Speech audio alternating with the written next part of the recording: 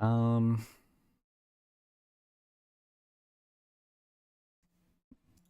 trying to make sure the music's at a good level.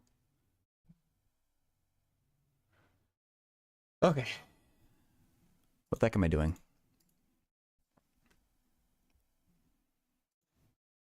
Hope you're doing well though, Thunder. Um, Making sure there's nothing remaining in the Discord. I don't think there is. Okay.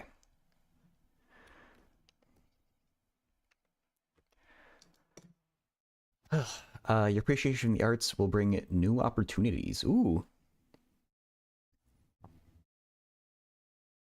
And Zach, thank you so much for the raid.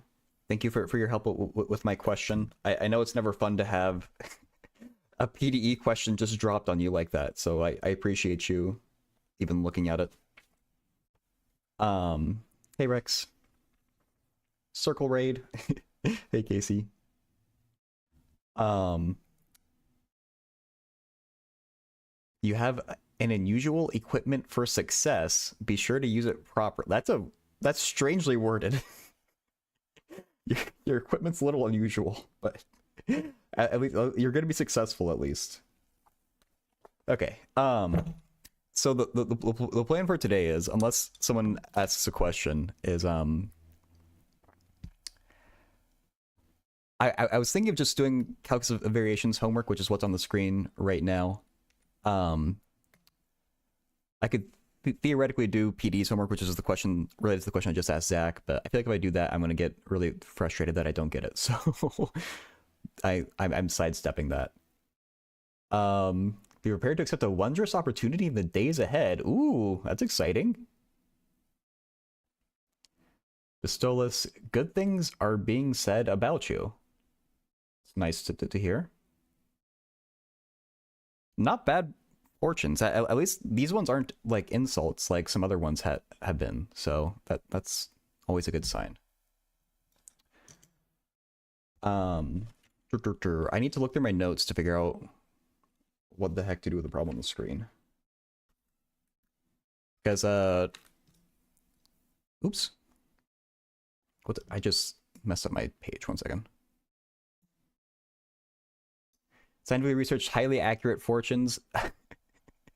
Definitely. I definitely didn't just Google fortune cookie fortunes and found a list of 2,000 and blindly copy paste them into a text file. That I would never do that.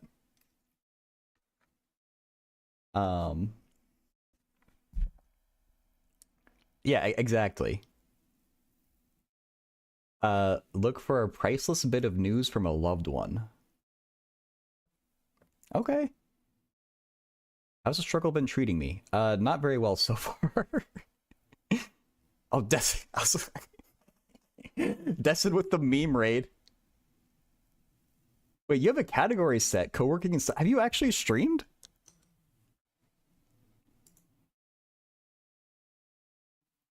I'm gonna actually follow you, even though that was a meme raid.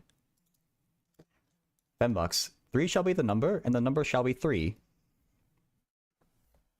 I forgot the rest of the quote goes, but it always cracks me up when he says 5 is right out. Wait, 2 is too low? I don't remember. You'll be at TwitchCon? Hell yeah. You'll be up there with Dan Clancy on stage. I don't know how to say your name. 15 a ring. I don't know, but either way, hello. Long time no see. Okay, so the goal problems like this is Aaron. Okay, that sounds more familiar. The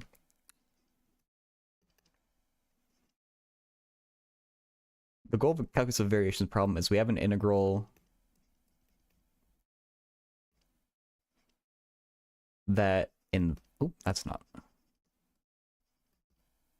We're integrating something involving x's and y's that are functions of x's and its derivative, and this type of problem shows up in a lot of different places, but like physics is one of them with finding like optimal paths. And I don't know what this function we have in the problem would represent, but like these are the ones that represent like potential energy minus kinetic energy or something like that.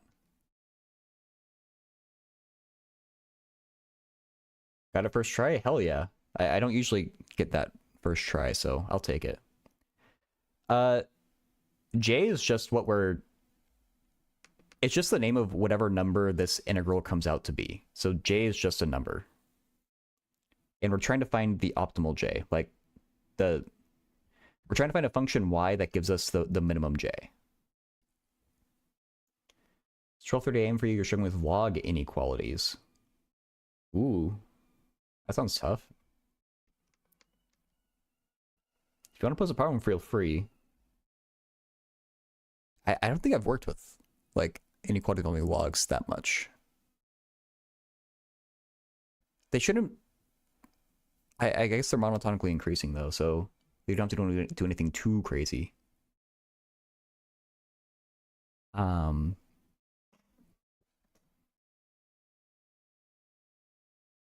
about the first integral?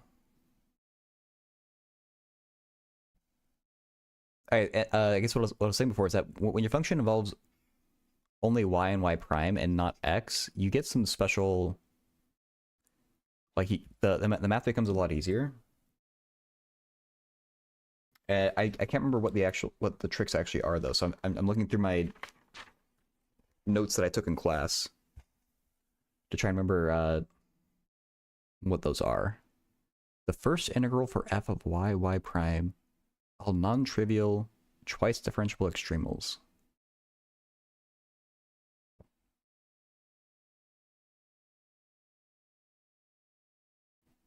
Wait, what?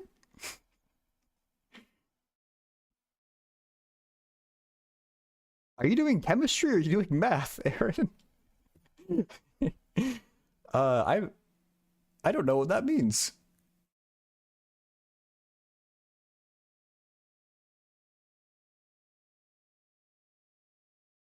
Log base x minus 2 acid 2x. This feels. I feel like you're just making a pun here. Oh, okay. I've never seen someone referred to.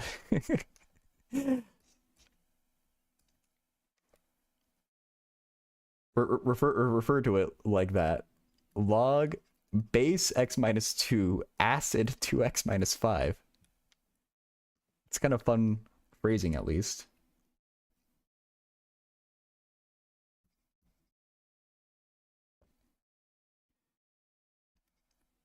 Base x minus 2 acid x plus 1.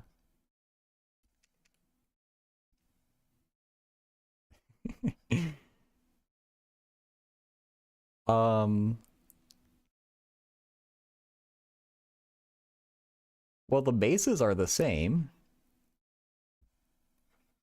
So surely we can just set the acids equal to each other.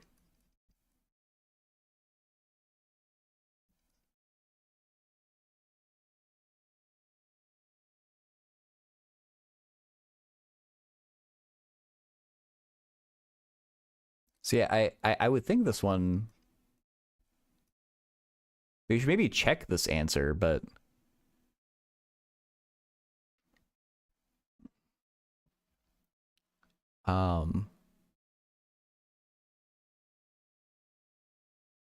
actually I want to put this into Desmos. I'm kind of curious how this looks.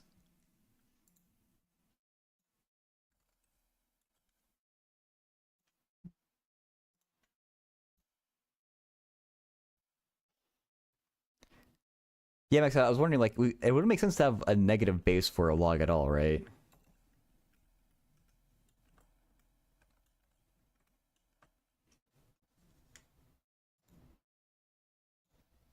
And then a fractional base. Is there a problem with a fractional base? Maybe not. No, there would be a problem, I think. 2x minus 5. Huh. It's like an elbow.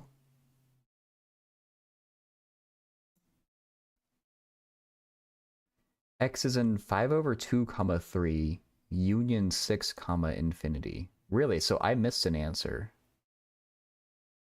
I only got part of it. I wonder if we have to worry about, like, if I needed to slap a negative sign on something.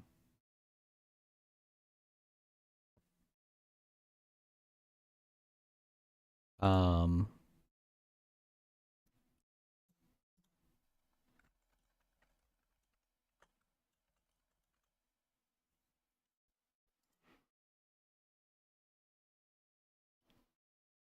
And so the question is, when is the red function larger than the blue function, or equal to?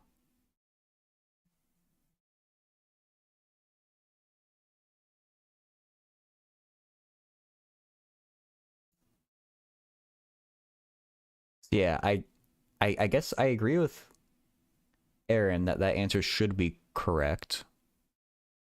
I only got this part from here to here, and I missed this part here.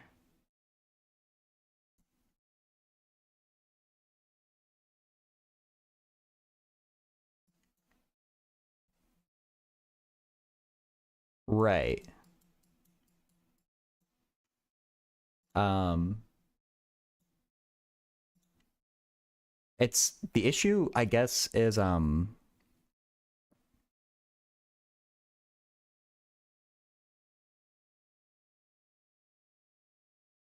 what is the issue?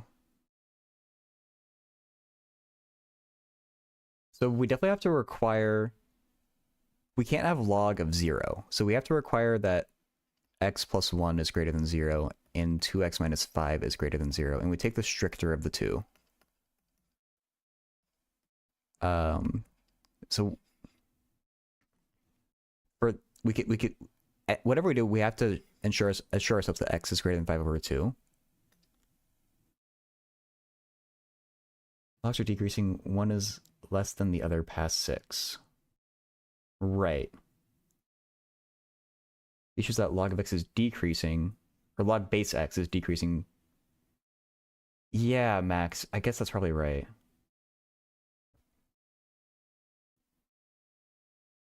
Um, two cases here? Yeah. Aaron, I agree with that. Um, oh, so that's why, okay, yeah. So the other case comes from basically what Max said, where we have to worry about the base being more than 1 and the base being less than 1. So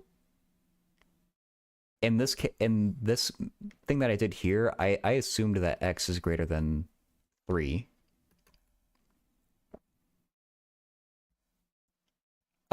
If we assume that x is less than 3,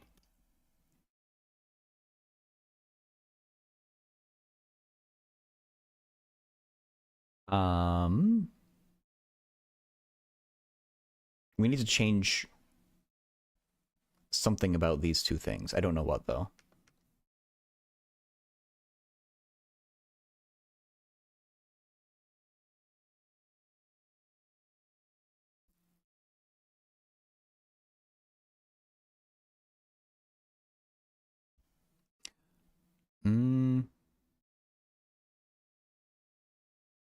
If x is less than 3, this number is more than 1. This number is less than 1.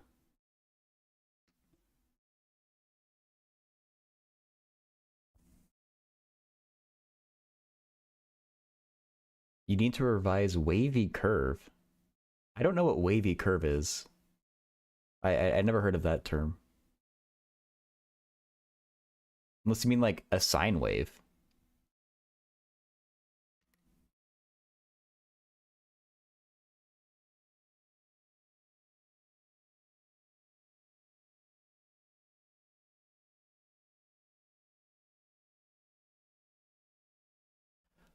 Um,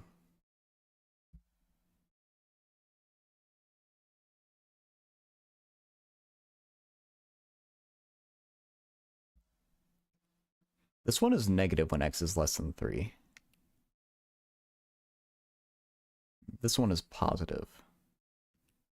Do you know what wavy curve is, Fembox? Method to get the range fast. I have never heard of that in my life. Is that a thing? Like wavy curve? I'm just gonna Google that.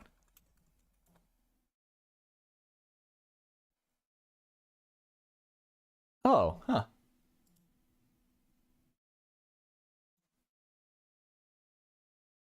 What do you have for us today? Brilliant.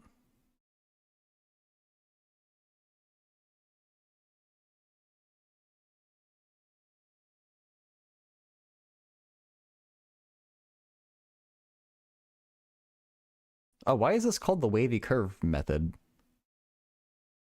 Oh, you're just trolling.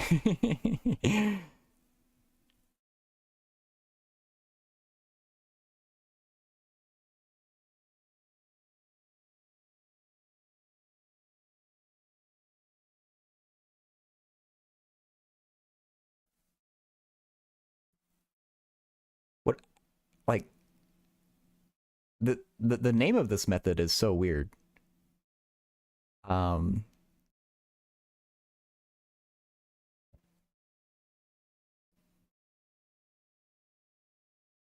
okay. Uh, that it is pretty wavy. That's true, Bistolus. So would it help if we solve this example together, Aaron? It's probably hard to see on stream. 3x minus x squared over x plus 4 squared is greater than 0. Okay.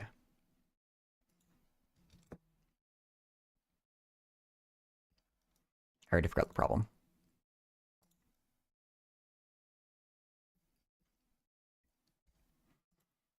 Over x plus 4 squared.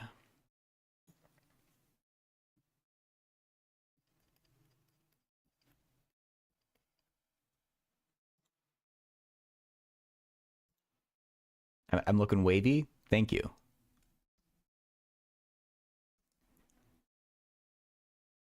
So yeah, I think it seems like to do the wavy curve method, you get the zeros of the top and of the bottom, and that tells you a lot about how the function looks already. Blow it out your ear. Sure, whatever that means, and however you do that. You just like hold your nose and breathe really hard. You're currently going through a difficult transition period called life. Okay. It is a good way to. Oh, I don't think I've ever tried that.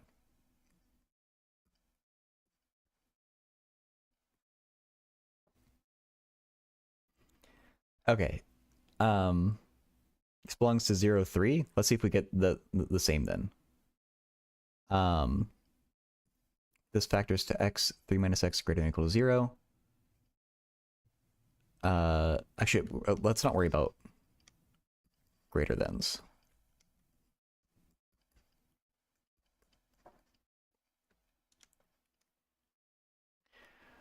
Local gaming. I am a master's student studying applied math.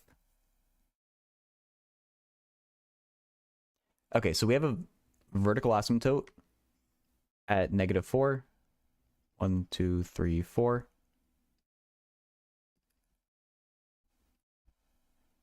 A 0 at the origin. And a 0 at 3. So we need to check this region, this region, this region, and this region. It basically narrows down our options for where it could be positive.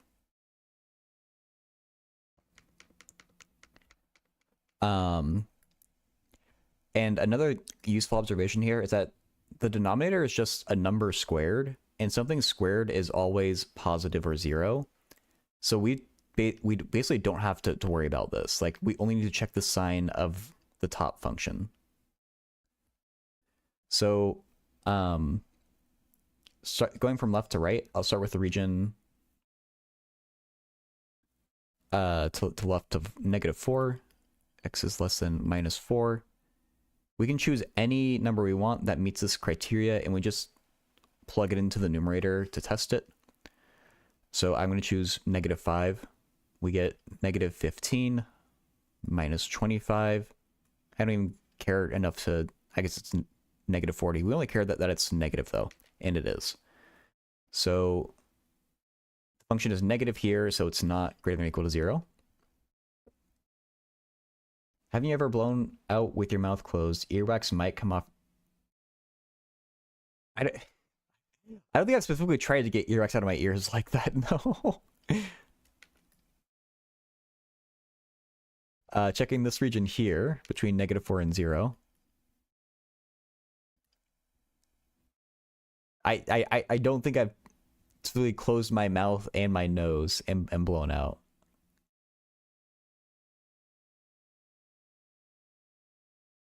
Hard to see red pen? I'm not using a red pen. That's concerning. I've only used green and white.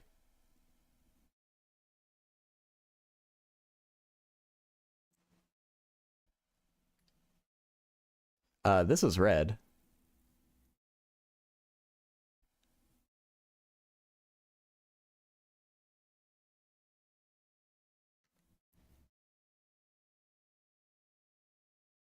Uh, okay, just for now, I'm gonna keep on going though. I'm gonna choose -1 to plug into the top function. So -3 minus -1 squared. That's still a negative number. So negative. Hey, collar cone. Big dog. And then we need to check this region here between 0 and 3. Hey, Suas. It's been a minute. Hope you've been good. I'll choose +1.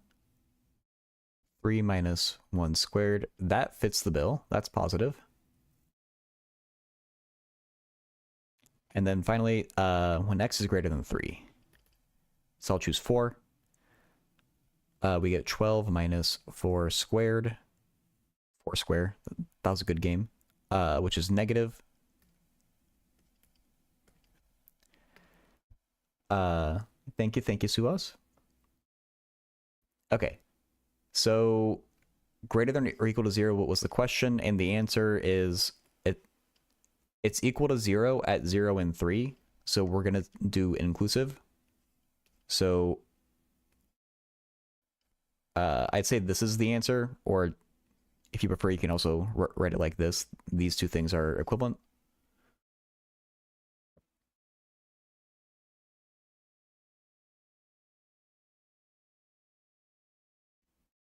Yeah, I think that's what you said earlier.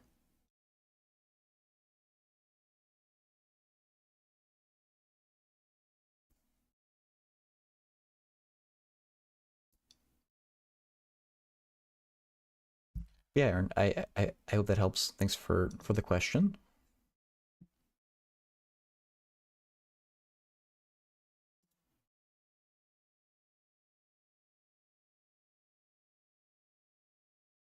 It's 1 a.m. here.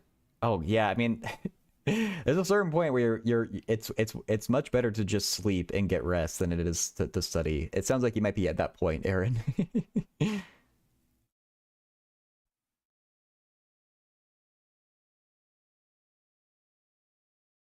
That's very pixely, Bob Ross.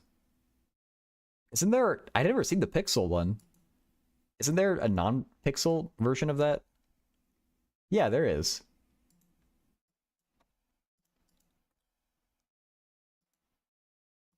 It's 1 a.m. in India. Jeez, it's late. Well, it's getting early in that case.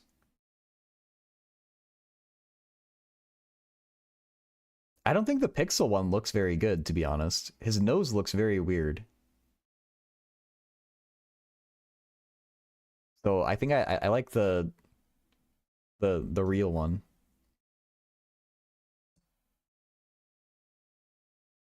Being 14 and saying wait till 1 a.m. is bad. It's become my routine now. I mean, I'm not gonna lie. That's around the time I've been falling asleep for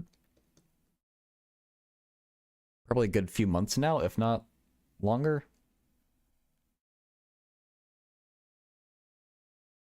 I don't want to fall asleep that late though. 6 a.m. routine meta incoming. I really wish I was a morning person. I don't enjoy getting out of bed. Like, bed is so warm and comfortable, and the real world sucks. It's easier to just stay in bed. Oh yeah, yeah. I know what you mean. Color cone. Going to bed at 6 a.m. Haven't seen a sunrise like that for a long time. Yeah, I haven't seen a sunrise in a long time either. Which is a shame. Yeah, if you just stay up all night. Do you know the math behind drawing lines? I think you're probably talking about like perspective geometry, Suhas, where like if you have a horizon here, and you draw like lines kind of tend to all converge at the horizon, like that sort of thing.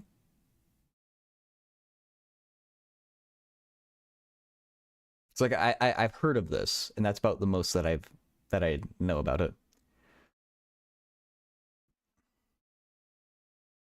Being 40 plus is hard work. Around midnight, my IQ is below 50. Oh damn.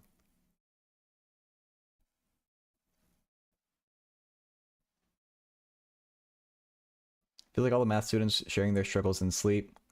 There's a common theme here. God willing, what's on the screen right now, is from my graduate level calculus of variations class. So I'm a master's student, and this is like a homework problem. This is stuff you could learn as an undergrad, though.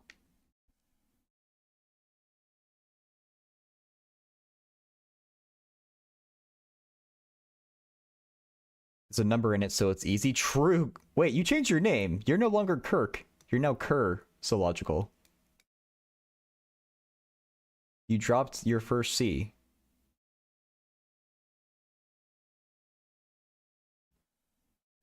I go to University of Washington.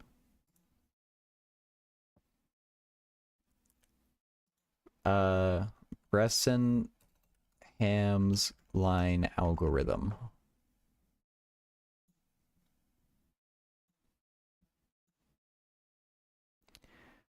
The points of an n-dimensional raster that should be selected in order to form a close approximation to a straight line between 2 points.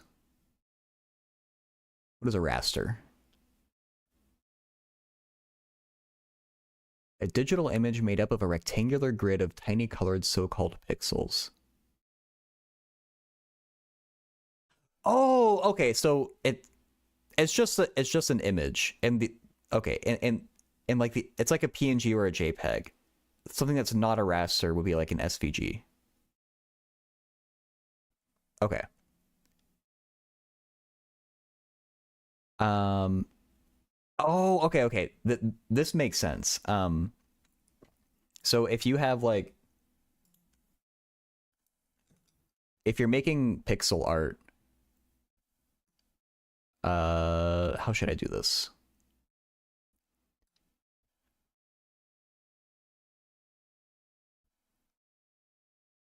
I'm probably going too big with my grid here, but you're making pixel art, so you have to choose one color to fill each of these boxes. I think what Bresenham's algorithm tells you, if you want to connect this box to like this box in a straight line, how should you fill in these boxes in between to make it as straight as possible? That's my interpretation of what this algorithm accomplishes.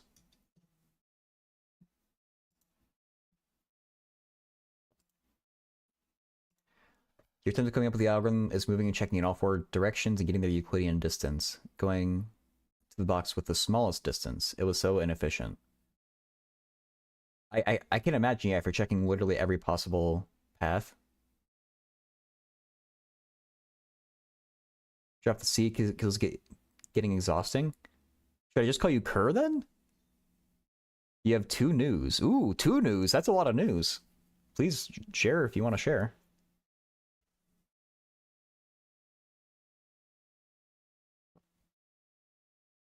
Yeah, how would I do this problem? Before I look at the actual algorithm.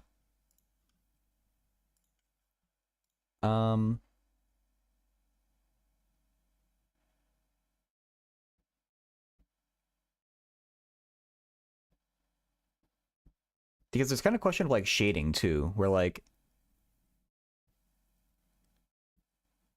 no, I don't know how it would do this problem. It'd definitely be easier to solve it in black and white first before you worry about like color. University prep class is ongoing. We're doing Laplace transforms. Hell yeah. Laplace transforms are awesome. Last round of my national math competition is over, and you placed 29th nationally? That's amazing. Congratulations. How many people were competing?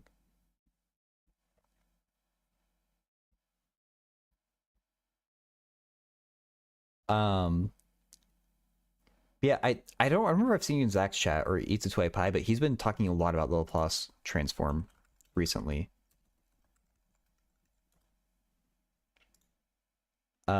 Ignore the shading? Oh, okay. Like, what would be the desirable result in this case if we ignore shading? Like, I guess it's either this or this, right? And these seem interchangeable to me, like equally bad.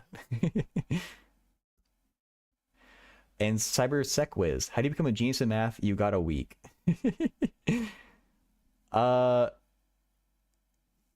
You probably don't.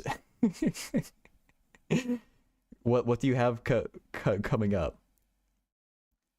16,000 people? That's even crazier.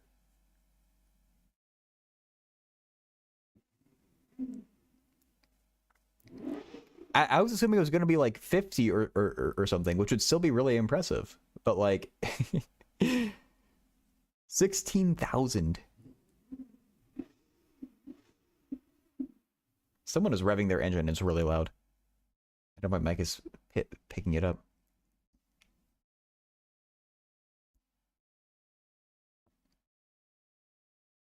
Ask not what math can do for you. Ask the fuck is going on. Hey, Leo.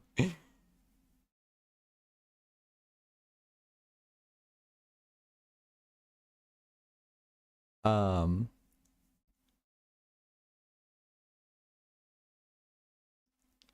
Last time there were only 40. You'd have to beat 15K plus people together. Yeah, no, that makes sense. That's amazing, Kerr. Laplace transforms are also just like such a cool topic to learn about. Because like I've always thought of Laplace transforms as like, especially when I first learned them. If you have some like ordinary differential equation, like y double prime plus xy prime minus y equals 0 or something, taking the Laplace transform of this, solving it, and doing the inverse transform, it feels like the equivalent of like having an English problem, but you don't like where you have to like read some passage in English and then answer questions about it. But like maybe you're not very good with English, so you translate it. You translate it into like Spanish first, figure out the answers there, and then translate it back into English. That's what a Laplace transform feels like. Suhas, you don't know what is it? Laplace transform?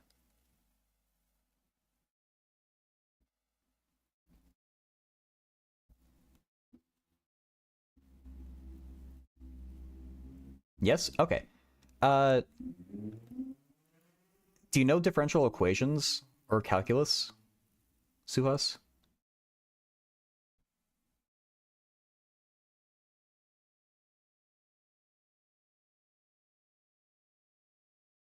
Okay, perfect, perfect, perfect. So a Laplace transform, let me bring this up. Because Laplace transforms are really cool. And okay.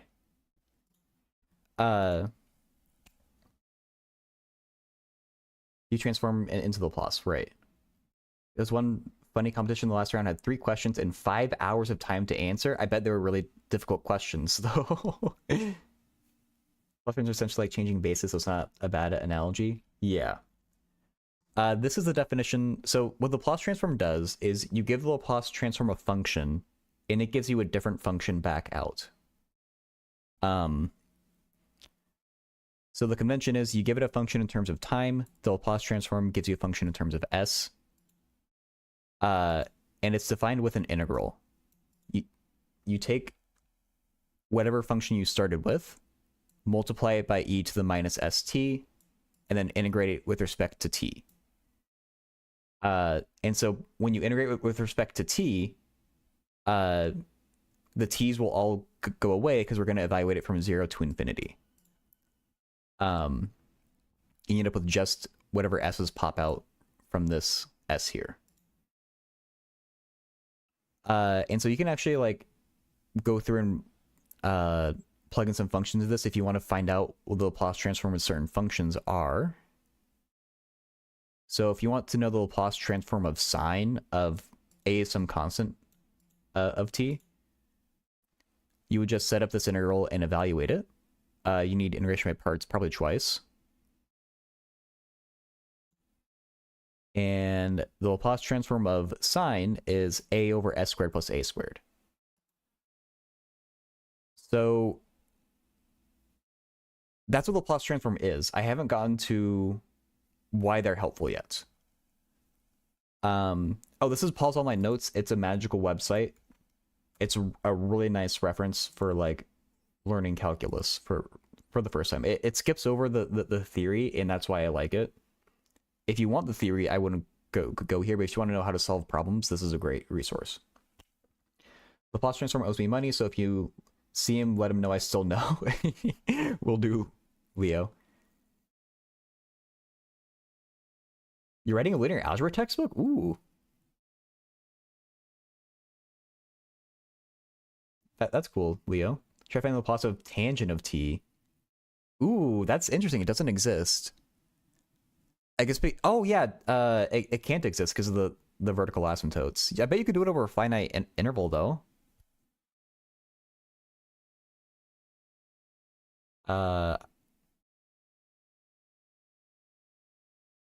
You're not sure for pure mathematics? That's awesome. Oh yeah, Suas, I'm sorry. I'll come back to that. I want to just like talk about Laplace transforms, and then we'll come back to the algorithm. Okay, so that's what Laplace transform is. You give it one function, it gives you a different function. But thanks to this definition here, they have a magical property that makes them really useful for differential equations. Come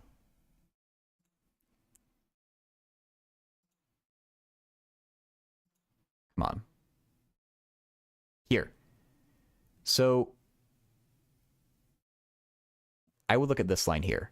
The Laplace transform of the derivative of a function is equal to s, your variable, times the Laplace transform of the original function, not the derivative, minus the original, minus your initial condition.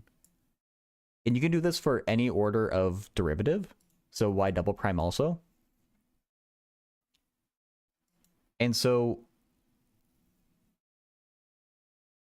what this means is that if you have a differential equation like this one here, you can take the Laplace transform of each side here and on this y double prime, you'll get something that's just in terms of y. There will be no more derivatives. Same with this y prime.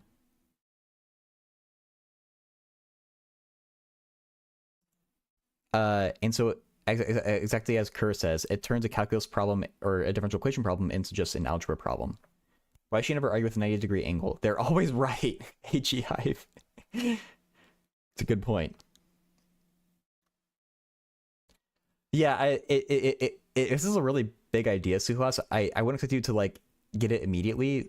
But like the idea is it's a way to take derivatives out of a differential equation, and it makes the problem far easier to solve.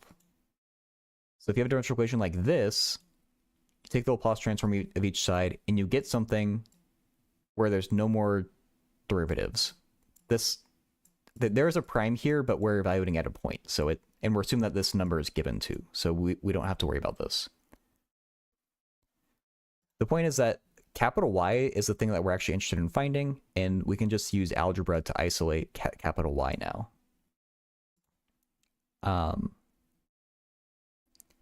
So yeah, in this case, capital Y equals this, and now you need to take the inverse transform of this right side,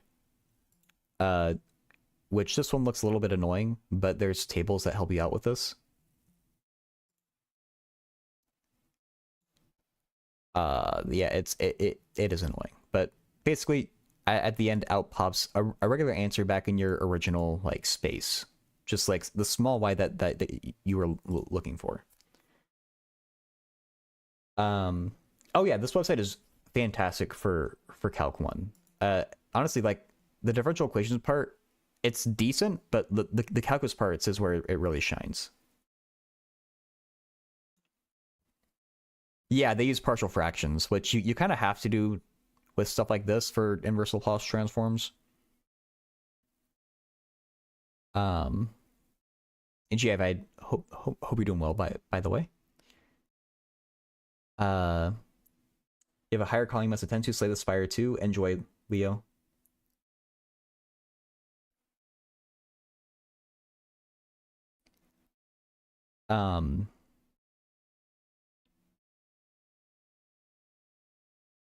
But yeah, so the theme for Laplace transforms for differential equations is you take your original differential equation problem, translate it into a new space that doesn't involve derivatives at all, solve the problem there, and then you translate back. That's like the high level takeaway of why Laplace transforms are cool. Okay.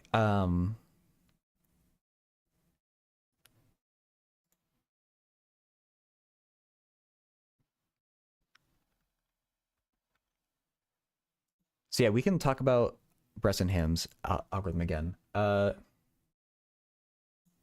the Fourier transform is absolutely better than the Laplace transform. You should avoid using the Laplace transform at all costs if Fourier works. The L is fun.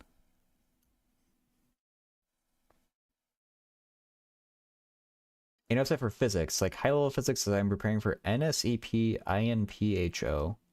I never heard of either of those. Physics resources. Yeah, I definitely prefer the Fourier transform to the Laplace transform. It's really cool, and they're very, very related to each other. So it's not like a Paul's online notes equivalent for physics that I'm aware of. I do wonder. I can point you maybe to a website with textbooks though, if I can find it.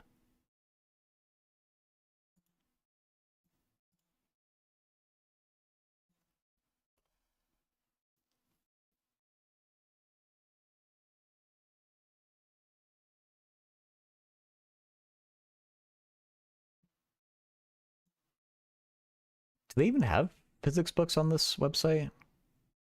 I never looked. Natural sciences? Okay, good. Oh, Olympiads? Never mind. I doubt these are going to be helpful to you in that case. I'll still drop the link in case you're just curious in general. This website has textbooks that are free and legal. So it's a really cool resource in general. But for Olympiads, I that's kind of specialized. I don't know where you go to prepare for an Olympiad type of thing. Sorry.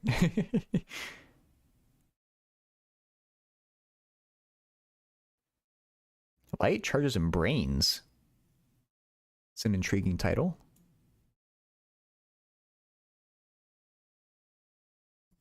The weighing of electric current. How much does an electric current weigh? Magnetic fields to heal bone fractures. Huh. DC Pandy? No, I don't think so.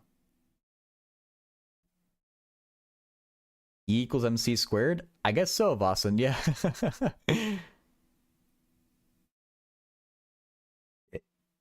I I guess, yeah, you could talk about the weight of an electron, Aaron. That's true. Okay, anyway, I did promise we go back to talking about Bresenham's algorithm. Yeah, I guess if we don't talk about shading, like what Suas suggested is kind of like that's definitely the natural first thing to think of. How can we?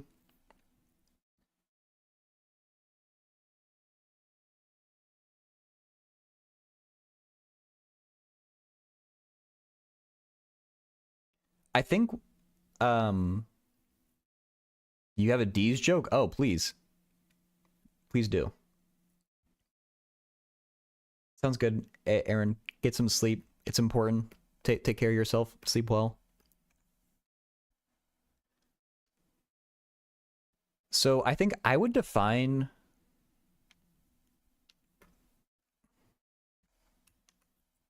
When will I stream again? I don't know exactly. The earliest I'll stream again will be on Tuesday. Like in, well, actually, sorry, for you it's Sunday. So I guess it would be Wednesday for you. But I don't know if I will stream that day, is the issue. If not, then it'll be 2 days after. Weigh an electric current. How about you weigh D's nuts? There we go, Boston. Perfect. Purple are scientifically proven to be best for math. I made it the fuck up. Hell yeah. Okay, so if I define, I'm just gonna call like one of them the start and the end. So I'm gonna start here, end here. Good luck to you too. I think what I would do is I would put coordinates on this.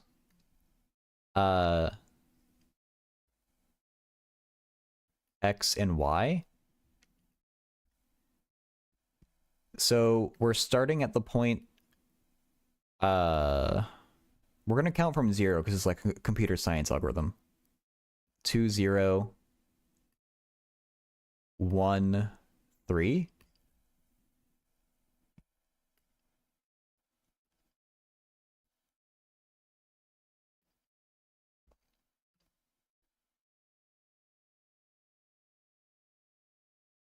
Yeah, I was thinking about it in terms of vectors, but the slope it will do the exact same thing. Perplexed are scientifically proven to be sexy AF, which is good for math. That's also a fact. So yeah, I was thinking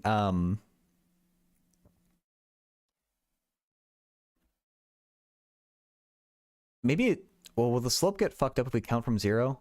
I don't think will. No. Yeah, so I guess if we want to think about it in terms of slope, let's just do it for this example. So 2 minus 1 over 0 minus 3 is our slope. So we're gonna get 1 over negative 3. Thanks for considering 0. Yeah, no worries. Um,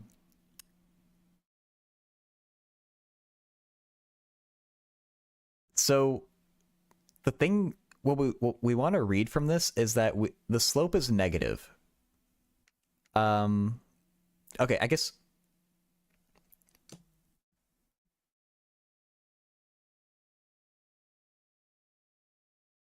where I'm trying to get is I want to narrow our options down to moving left or moving up. Um,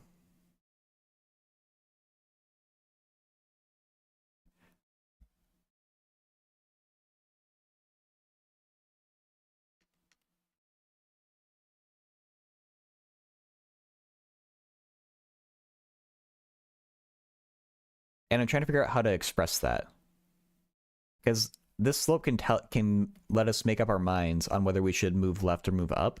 But how do we get there in the first place? Um,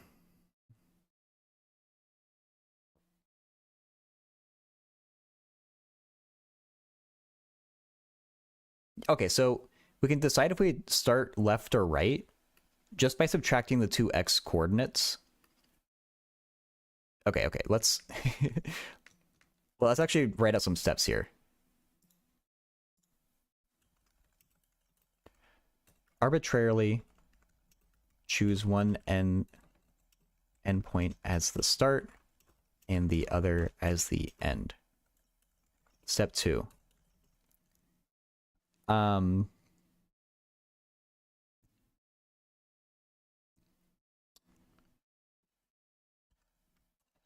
Well, okay. Never mind. That's step 2. Step 1. Create a coordinate system.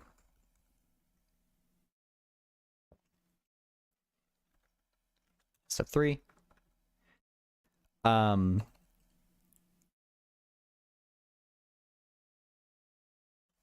Figure out if the end is right or left of the start by subtracting the x coordinates.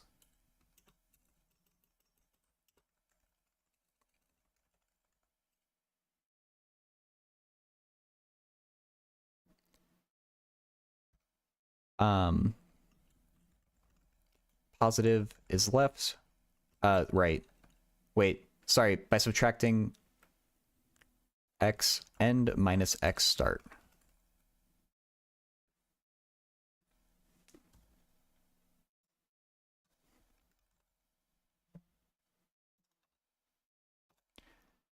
So if we do end minus start and we get a positive number, it's right. Negative is left. Special case 0 means you can just move in a straight line and you're kind of done already. So figure out if the end is above or below the start by doing y end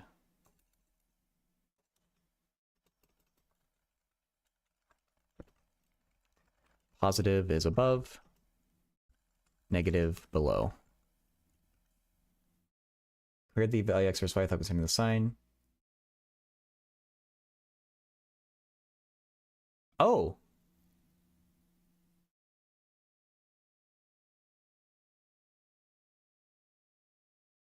Huh.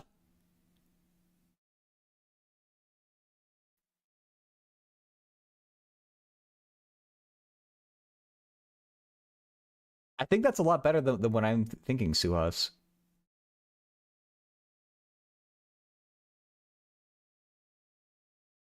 Yeah, because like we can take whichever distance is bigger and just choose that direction to move in.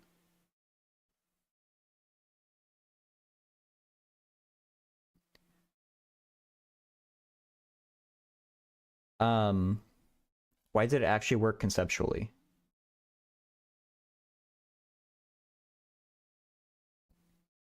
So I guess let me just say it. I'm gonna let h equal the first one and for horizontal and v equal the second one for vertical.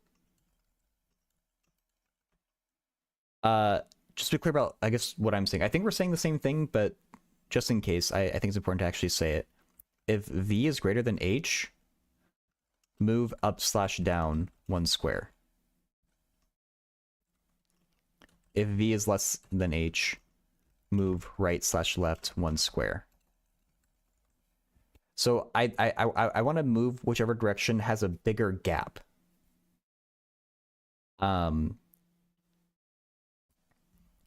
Because in this scenario, I think the thing that makes sense to do first is to move up as your first move. That's not what you said. Okay, yeah, I was wondering if you were doing the reverse, where you move in the smaller direction first. Sounds good, Kerr. Mathing and mething. we'll do. Whatever we have coming up goes well. Thanks for hanging out. Just continue. Okay.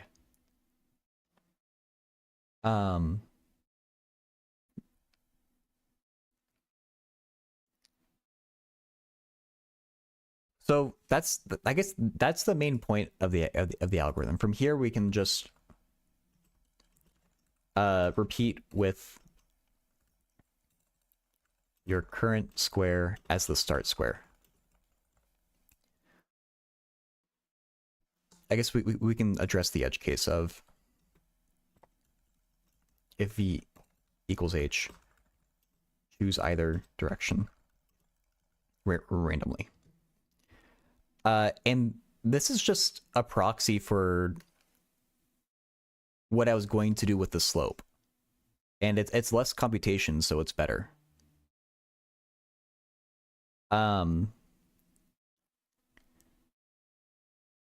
If the difference in y is bigger, like the slope is change in y divided by change in x, and we're just directly comparing the change in y to the change in x without actually doing that division.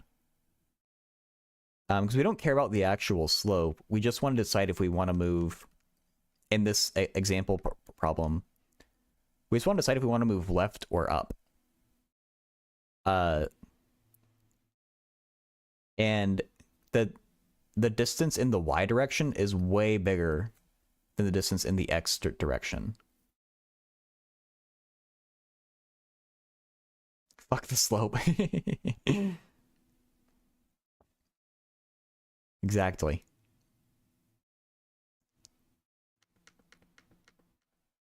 That will not create a line, it'll move in the x direction, then it'll move in the y direction. Well, yeah, Sua, so I thought that's the best, like, if we're talking about pixel art, isn't that the best that we can do? Like, we can't make an actually straight line. Like, we can do this.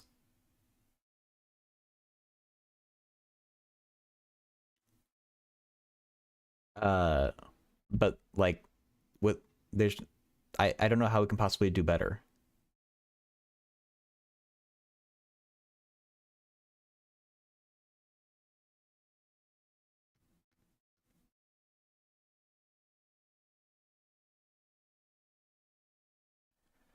A bigger grid and try the algorithm. I mean, so it's always going to look a little bit crooked. I can't speak. Crooked. But that's just like,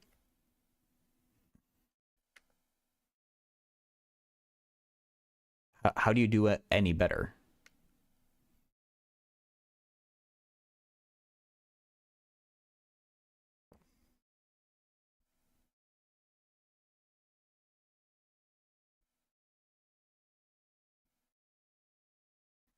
One, two, three, four, five.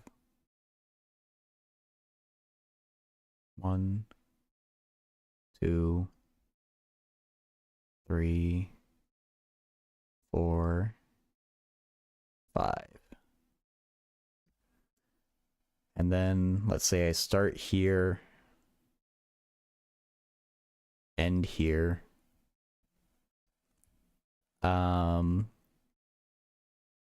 That's 4, that's 3. So we first choose to move up. And that's 3, that's 3. So we choose either way. I guess it could make a hockey stick.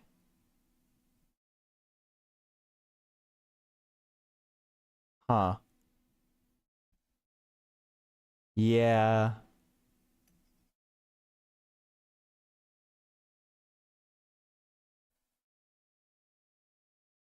We like hockey.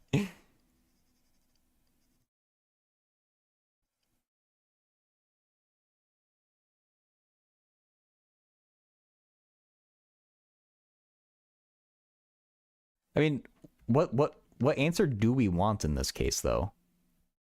Like, I guess is this a better straight line?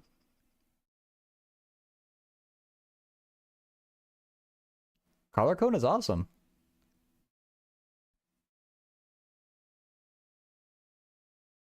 Like I think we need to define what a straight line is in this world.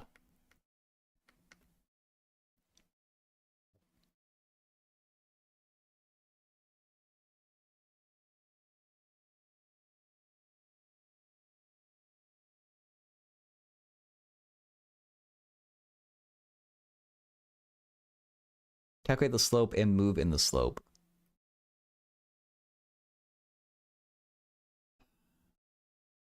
And that's what I thought I was doing. Oh, that's oops. I think I don't know.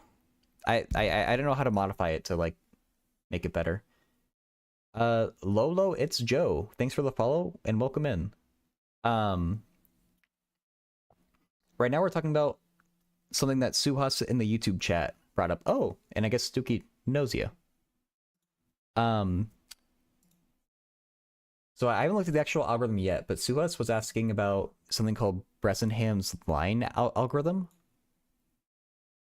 And apparently this algorithm, it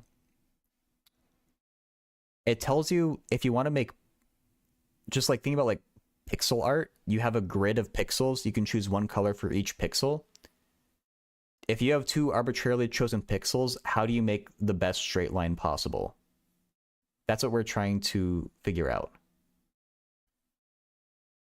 And so I was kind of doing my first guess at an algorithm that would accomplish this. What I've suggested so far has issues though.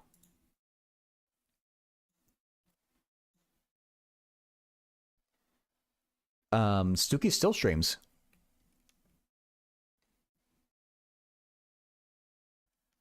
What is the slope? I guess let's figure that out.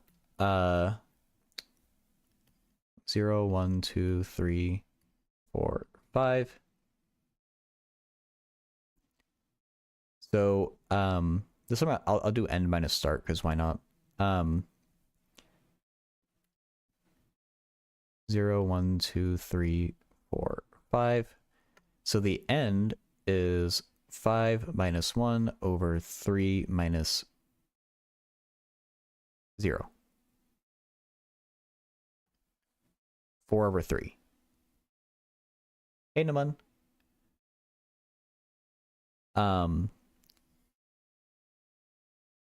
So how do we move in the slope? Sue us. Clonk. Smile. A frown may turn others away. I mean, that feels a little hostile, but it's not bad. Naman, yeah, I did AP Calculus BC and I did AP Stats. Those are the two AP math classes that I did.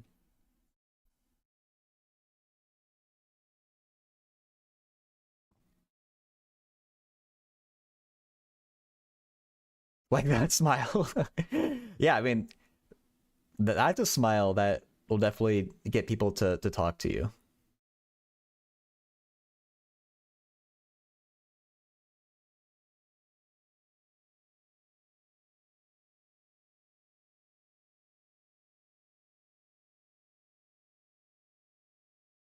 Move up and right 3 times.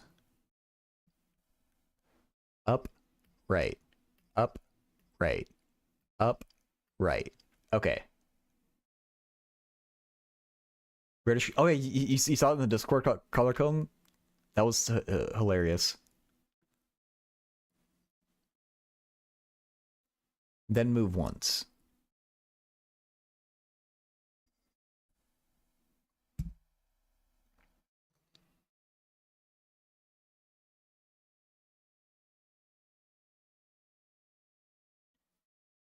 How to handle indefinite integrals. The amount of types is insane.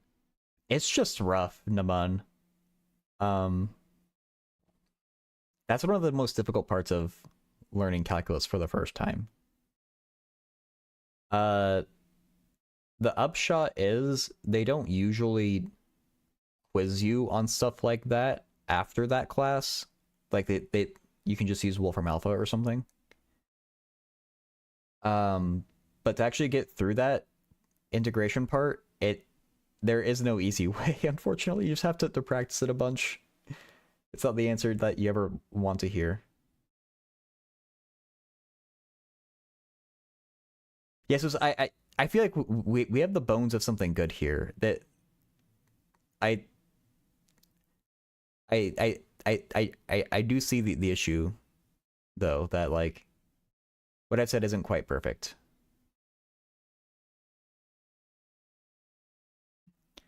But yeah, let's see what's up with the actual algorithm.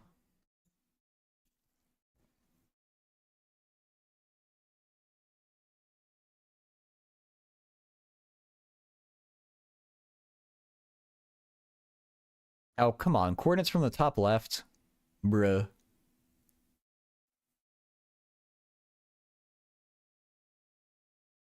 I see a slope down here.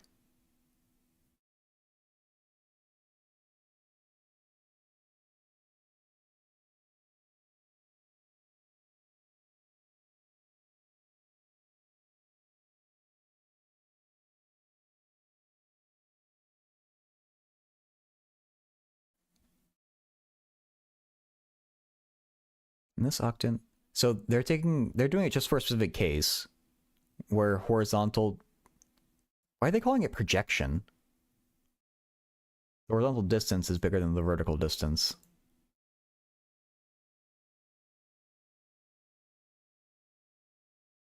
Oh, yeah, right now this is just like the setup, but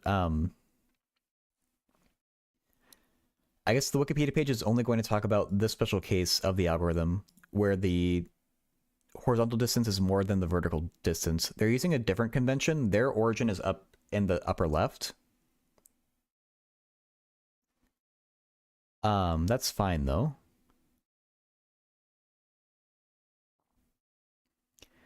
In this octant, for each column x between x0 and x1, which is start and end, there is exactly one row y. For each column x, there is one row y containing a pixel. Okay. So what they're saying is in this situation, you can have filled in pixels horizontally next to each other, but not vertically, is what this sentence is saying.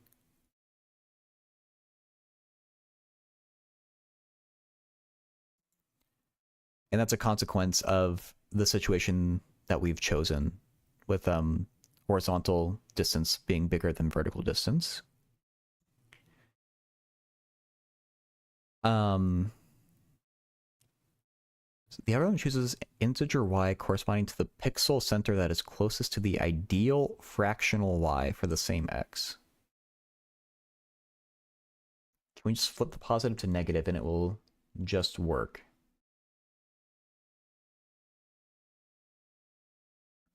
I'm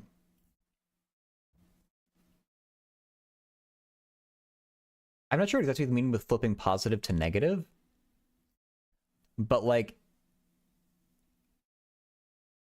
in the slope. Yeah, so in the other scenario where like vertical is bigger than horizontal, like the exact same logic is going to apply here. It's just like things will just be flipped. So like yeah, I'd say like the process for other situations is going to be the exact same basically. So if we understand this situation, we'll basically understand the other situations too.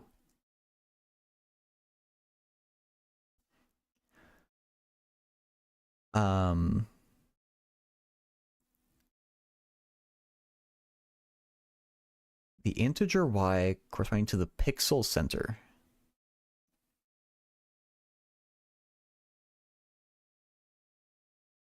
It is closest to the ideal fractional y for the same x. I don't quite know what that means.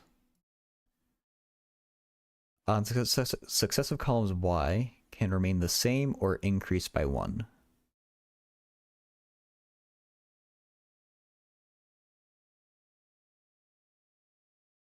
So this is saying on successive columns, we're thinking about it as moving across the columns, I guess, like horizontally. And each time we move across a column, we may or may not decide to move down a row.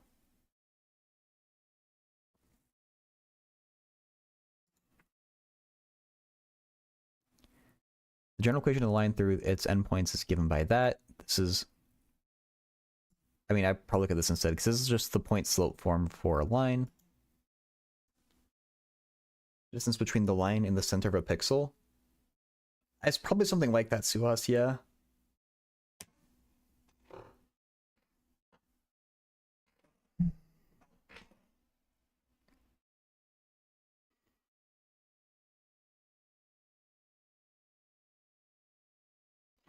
Yeah,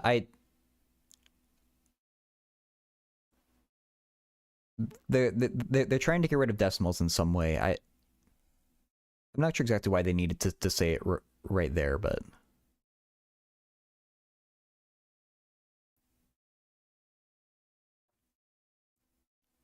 let's continue. The slope depends on the endpoint coordinates only. I mean, that's probably a reason to sue us. I bet the reason is simpler than that, though. Like the bigger reason is simpler. Like just trying to like go from decimals to kind of discrete pixels. Like we're gonna need to do some type of rounding or chopping.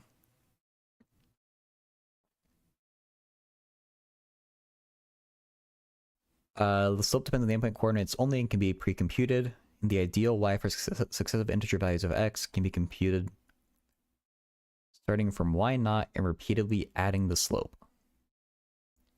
Oh, okay.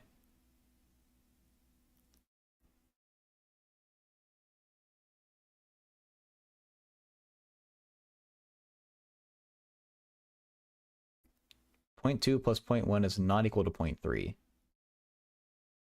I know that rounding error is definitely a thing. Is it really? But even for a problem as simple as that, it'll get it wrong.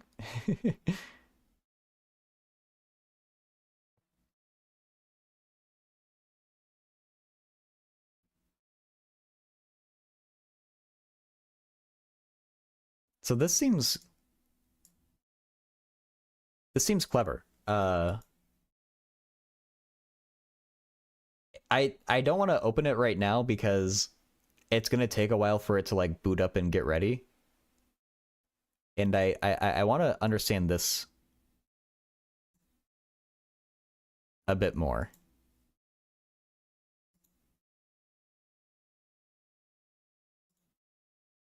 Um,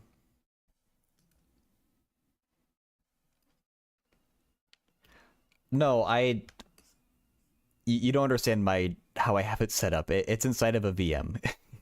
I I don't want to have to boot that up right now.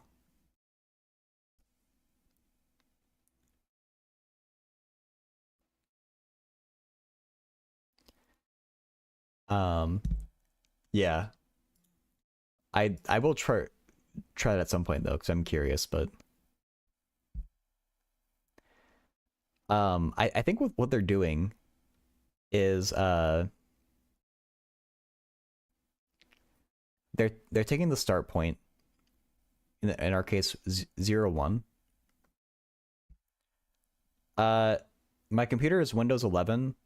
I run Python inside of Windows subsystem for Linux though with Ubuntu.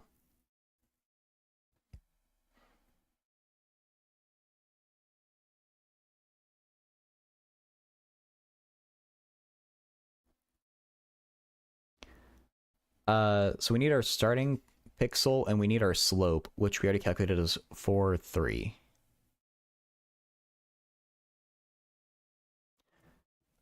And I think what's happening...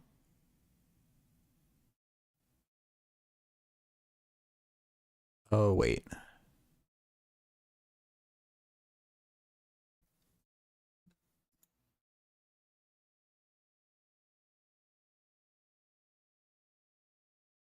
No, I lost it. I thought I knew what's happening, and now I don't.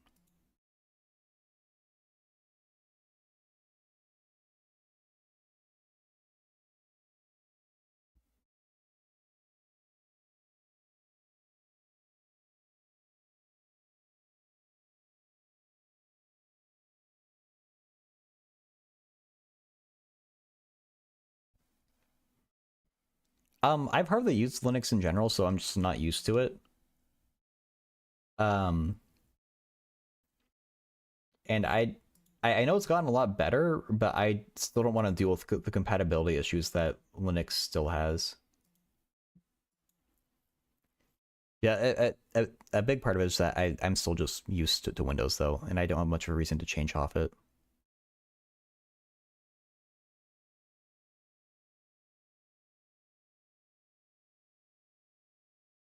I thought I understood this step, and I just realized that I don't.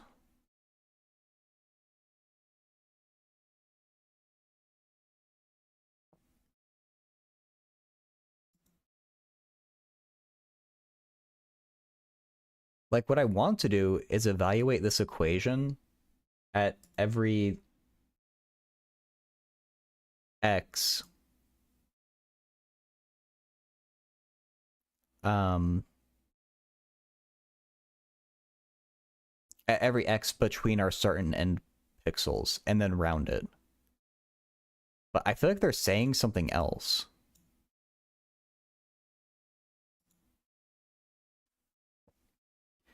An actual computer won't get that wrong. Symbol equals the subtle practicality checks for floats. An idealized equal will get this wrong if it tries to compare the finite approximation of 0.1 plus 0.2 and 0.3. Interesting. Okay. Um,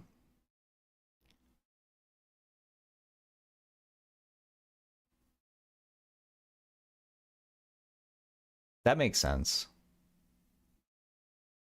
So I've definitely have done like the floating point error like checks where you check if you're within like 10 to the minus 6 of your expected answer, and you call that equal.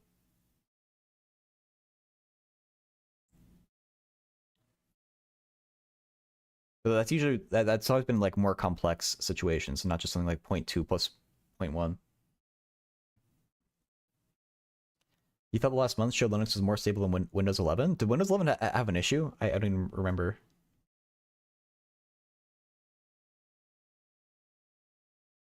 They call me L something. um, this actually is this might look scary, but it's not too hard to understand if we like explain it from the beginning. I can't represent infinite accurate numbers because memory is not infinite. True. Um, so this is an algorithm that Suhas in the YouTube chat there brought up. It's called Bresenham's line algorithm.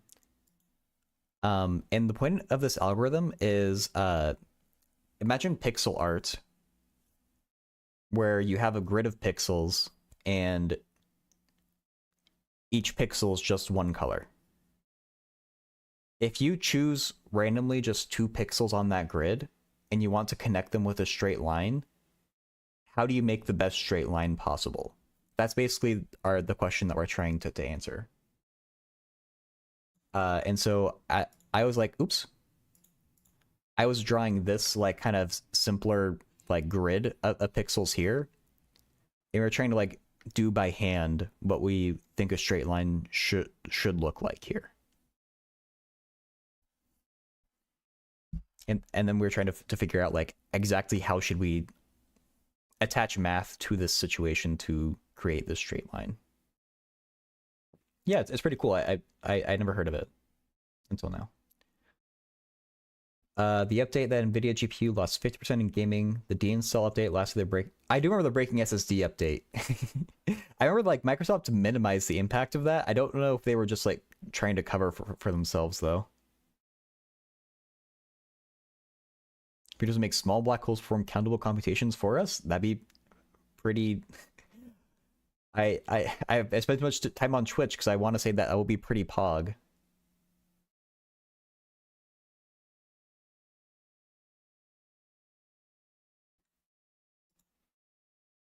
I did just see that an article about like France is gonna try to switch to Linux, but I feel like I've seen articles like that periodically about like this country is gonna try to switch to Linux and then it doesn't stick.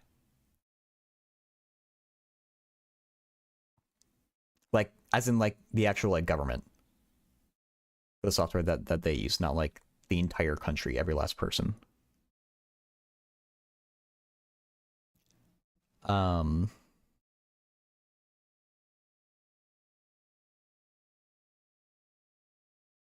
Oh, I think I am. Okay, I think what I was thinking is actually what the algorithm is saying. You just take the equation of this line, evaluate it at each x, and then you round it to the nearest integer.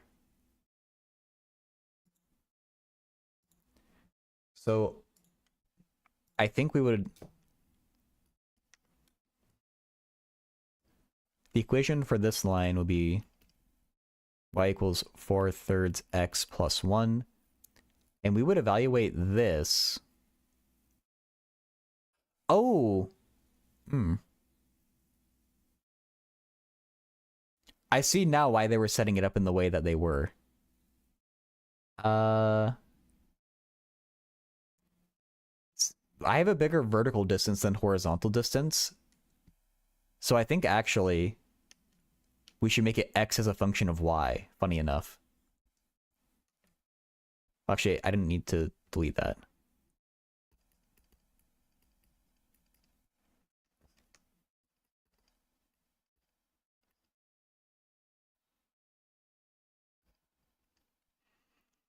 And then you would plug y equals 2, 3, 4, 5 and round it.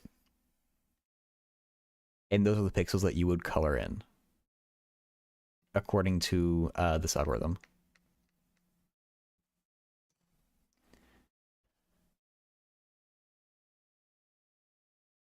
Fuck testing, we're going in production.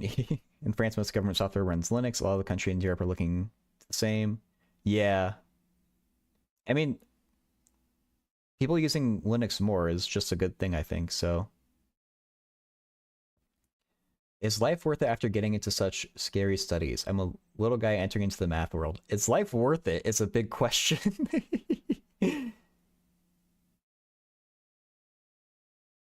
Yeah, Suas, I'm not gonna like go there because I want to keep things happy, but there's a lot that can be said about what you about that last comment there. um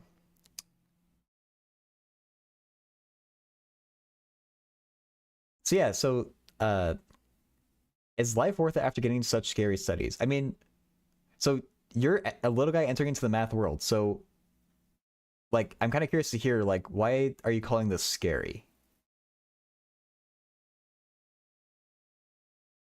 Just that like it just looks intimidating?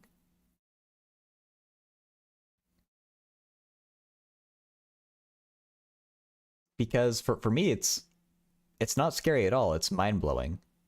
There's there's certain things I've learned that just like that just amaze me, and like I've literally had moments where I'm reading a textbook and I just say out loud like wow, and like I don't know. Um, so if anything, I think it makes my life better because I just like I feel like I'm learning how the universe works in some way. You don't have enough knowledge about it. That's why it's. I mean, so there's math all the time that I look at it and I'm like, I have no idea what this means. I'm scared. Um,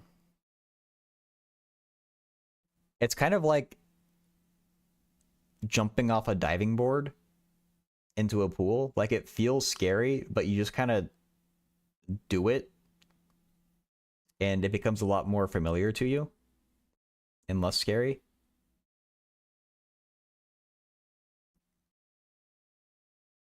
So if there's something that you think you're interested in, I would just push past those feelings, try to learn about it. Even if it doesn't work out, you'll figure out like what you should work on in order to get there. And that's not even exclusive to just math either. I think that often about computer science, like object-oriented, but now I will know about it. I love it. Yeah, computer science is a lot of like similar topics that are kind of weird to learn about for the first time, like polymorphism. But once you understand them, they're really helpful. Tip also works for math. It's like something you can't wait until the waves stop in the ocean, right?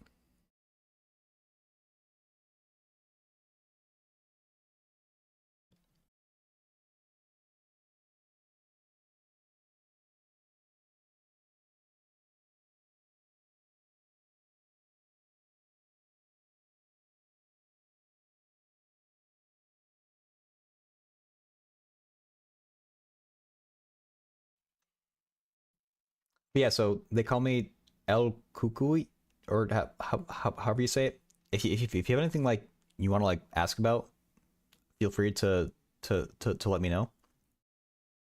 Yeah, I mean, like, otherwise, good luck with your studies. Hope they go well. Okay, and so Suez, I hope I've answered your question now, or I hope that you're satisfied with our discussion of this algorithm, but if not, let me know.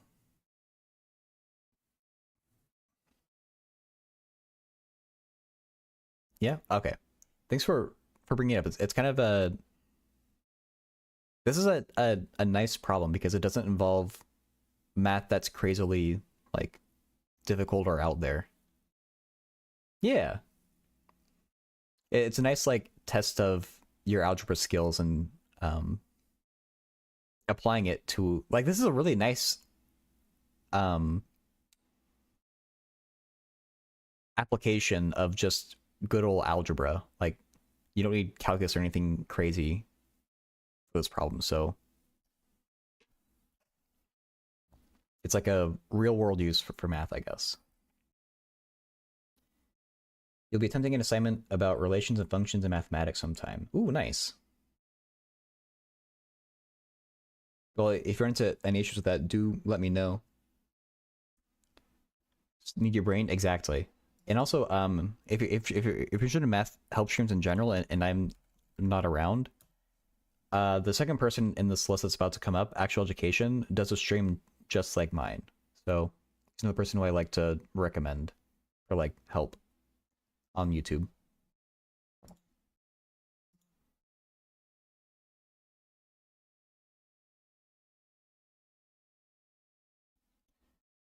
Okay, I think we might get rid of this.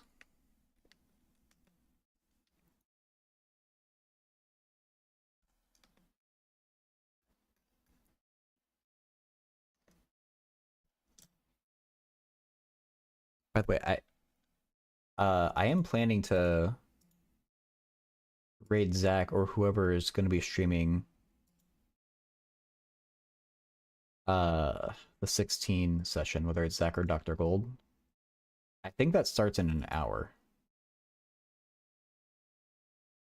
It looks like it. Okay. I don't know if it's going to be Zach's channel or Dr. Gold's channel or both, but I guess we'll check in an hour.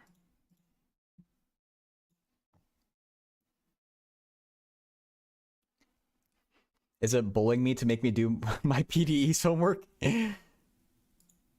Okay, if you have an idea or something that you can explain to me about this, I opened it before I started stream just in case. So I'm really frustrated with this homework because I feel like I just don't have the background knowledge to understand these questions. And the professor is not very interested in explaining it, is my feeling. Right, so I'm not brave enough to ask the level of questions that I feel like I would need to ask. Um, That's why I was asking Zach about what this integral actually means.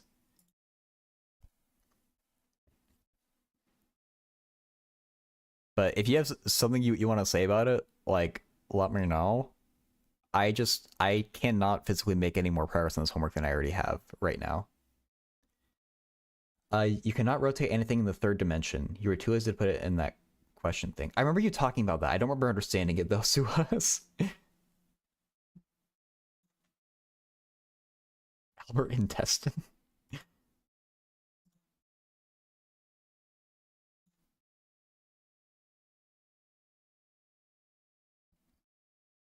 So yeah, honestly, when it comes to this PD's homework, I think I'm gonna break down and use AI as a study buddy, just to like not to solve the actual problems, but to like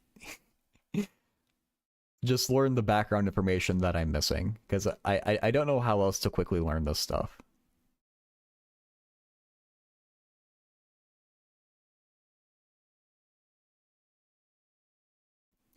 But yeah, so I can't figure out anything else to do with homework, so that's why I'm doing calculus of variations instead right now.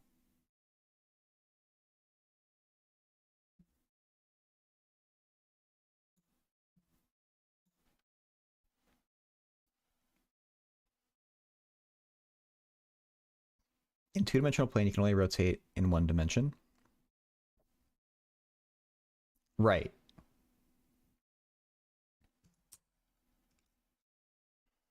If you have some object that exists in a two-dimensional plane, well, there's different axes that you can rotate around. Like you could take this square and rotate it around the origin, or you could rotate this square about its own center, or you could rotate it about some random point over here. But it all exists within the plane, I guess.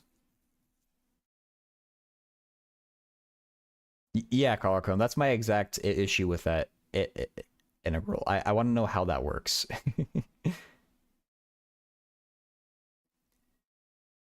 um, is it even a dimension if I can achieve that goal using the other two dimensions?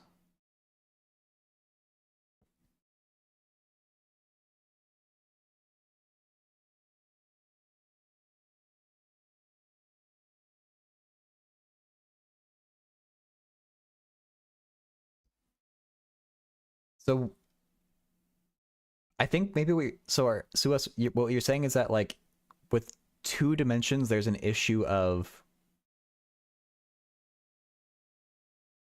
like you can accidentally break into the third dimension if you rotate it in the wrong way. But then in three dimensions,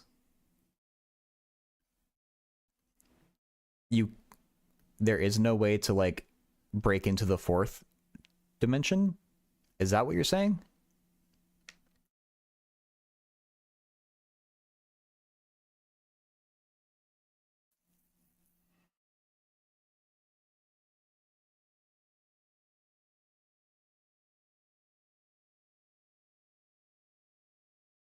You're in the fourth dimension now? That's some interstellar stuff, Math Pond. Don't leave me, Murph. Rotate it in X, then Y, then minus X. These are not orthogonal, by the way.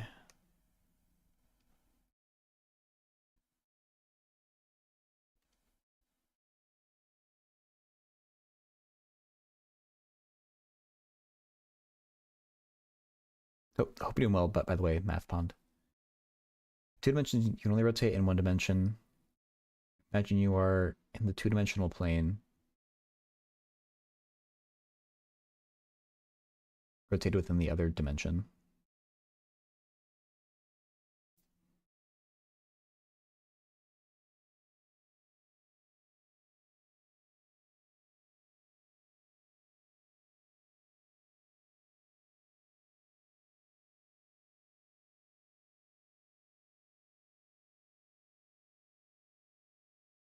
I don't know what that means to us. I've read it like 5 times now, and I don't know what that means. I'm sorry.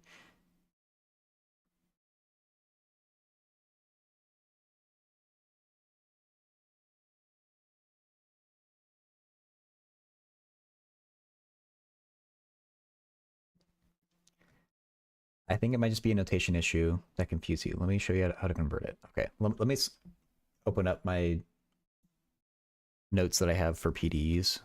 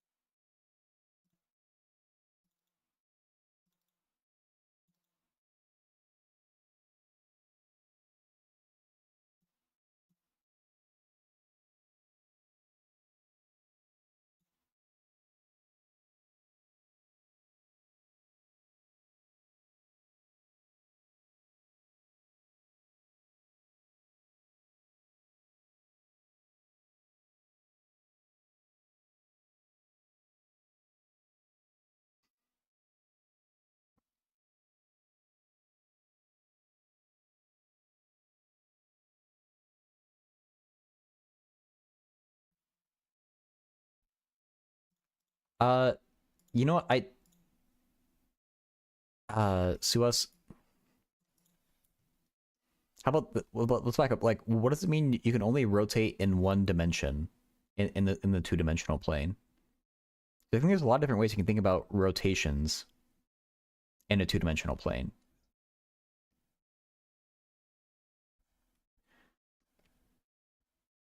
X and Y lives in R2. So let's write in coordinates as X equals X1, X2, Y equals Y1, Y2, right?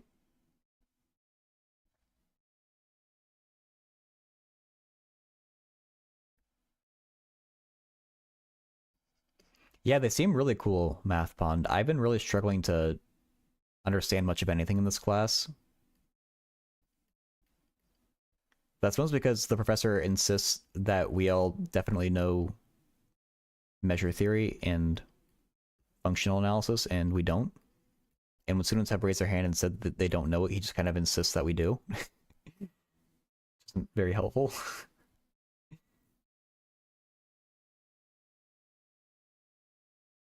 Yeah, I guess yeah, I've been it's like we're trying to like avoid actually parameterizing this is how I'm interpreting this. Like we don't care about how to actually express this integral like properly. Or at least that's not like what the task is.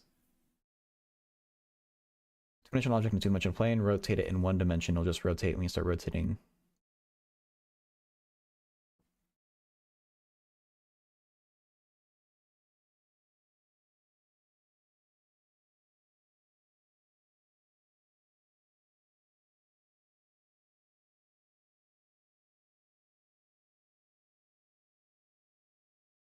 But like what is a rotation, Suhas?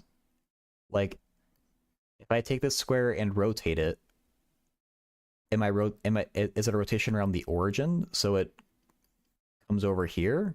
Or is it a rotation like about its own center so it stays in place and just spins around?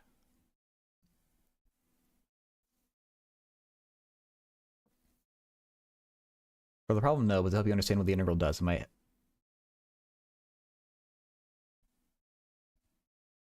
uh yeah, so exactly. I like even if we just boiled it down to this integral here, like I want to see how this actually looks as a double integral. You have to rotate around a 1D line, right? I think in this case, a 1D line would be like just a point, I think. So yes. And then if we go to R3, we rotate about a line.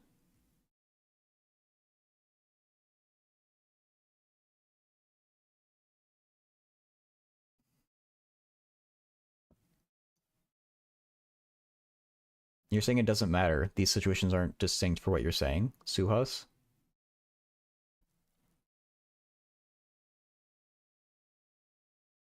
And so I can imagine where it like we're not allowed to rotate it. Like you can kind of break out of this two-dimensional plane if you rotate it in some other like way.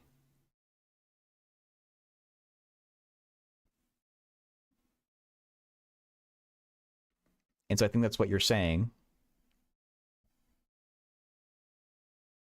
So then, okay, so I guess now we've established, well, what's the difference in 3D now? You have an x dimension, you only rotate an x minus 1 dimension without clipping that dimension. Oh, yeah, I think I agree with that. It's hard to imagine for like R3 to R4, but I would definitely believe it.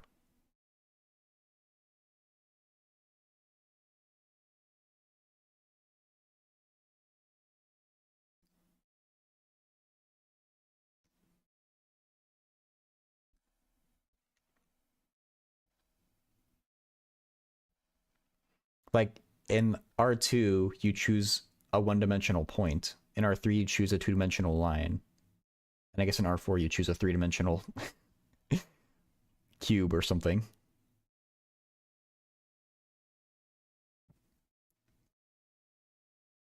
So we have... Ooh, I forget what int means. I'm just going to write it like a normal integral.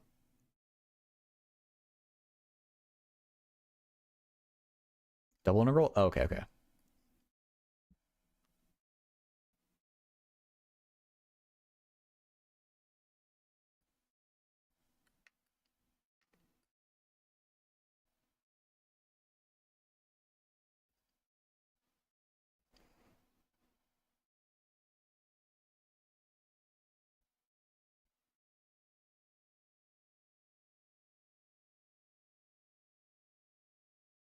In 3D, I can get the exact position using x and y without moving it in the z. So even a point in 3D, just move the x and y and go to that point.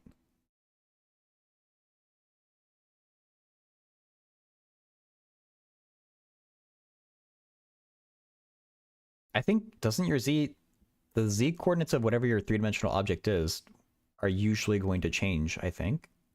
I don't know why they wouldn't.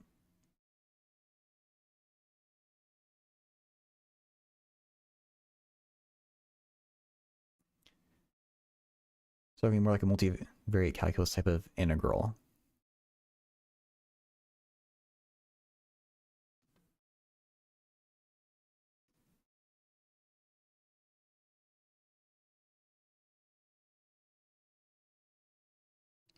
It is looking more like one, yes. It's not there yet, though.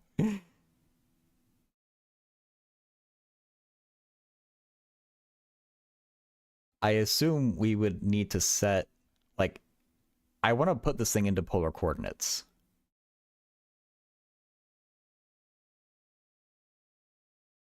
Can I just directly take y1 equals r cosine theta and y2 equals r sine theta?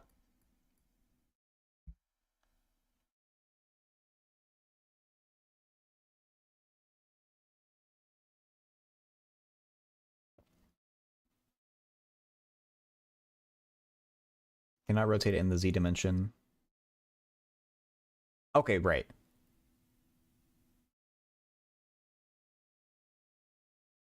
Okay, yeah, that makes sense then, Suhas. You can always, for any arbitrary rotation in three dimensions, you can always write it as like a combination of a rotation in x and a rotation in y.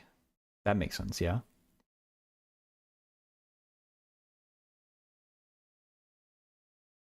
Oh, right. I'm okay with that. If we just let x be 0 for the sake of doing this. Because yeah, that makes sense. These polar coordinates would get kind of fucky if it's not. I guess I mean I guess you could do x1 minus y1, x2 minus y2, or the other way around.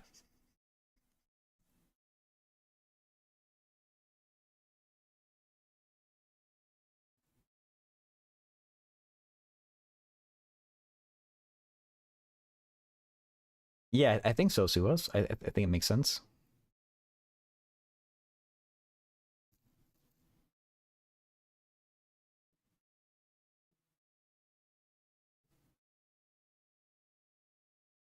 Yeah, I guess I might avoid U just for confusion with the function, but I'll say like v1, v2.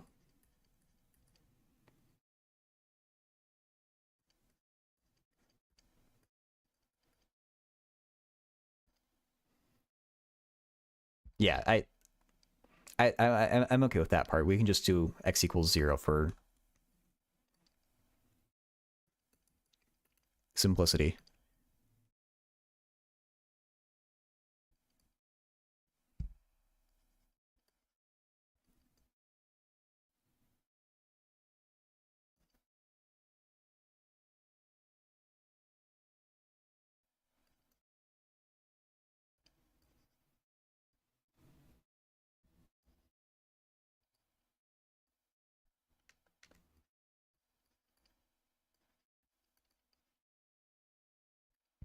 Oh, there's actually a difference with like, I assume we could choose either one as r sine theta and r cosine theta.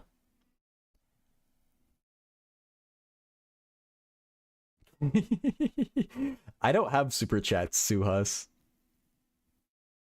Um,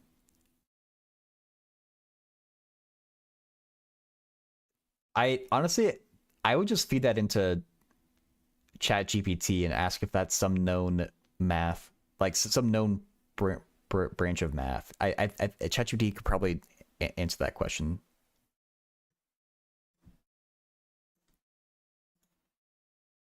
Because that feels the type of thing that someone has studied at some point. I just don't know the name for it.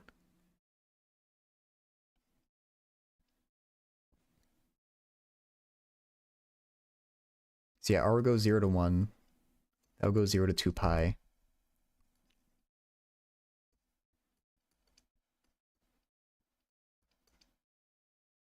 And this will be r squared. dr d theta?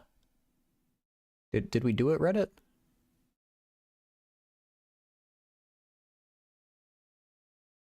It's, I guess...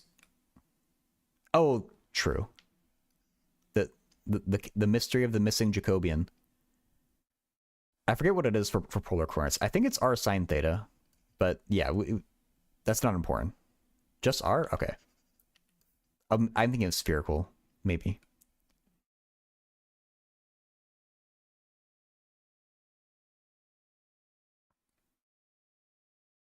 Okay, and so the thing I was confusing myself on is I had just y squared there, and I should have been thinking of it as the inner product.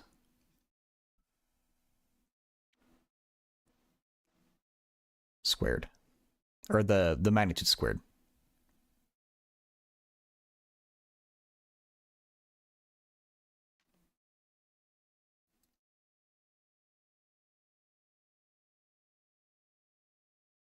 Yeah, that's a big part of like, yeah, so the way I phrased it, and so thank you so much for just for helping me realize that color cone. When I went and posted that question in Zach's Discord,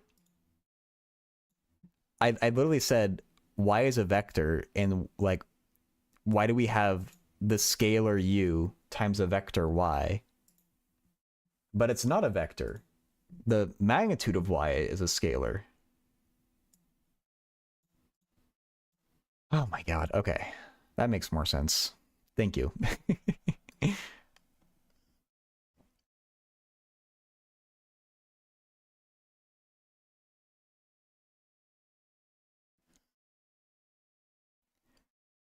Okay, so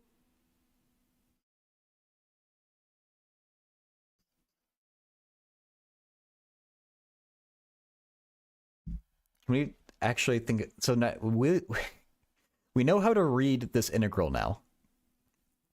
That's the first battle with this stupid question. Um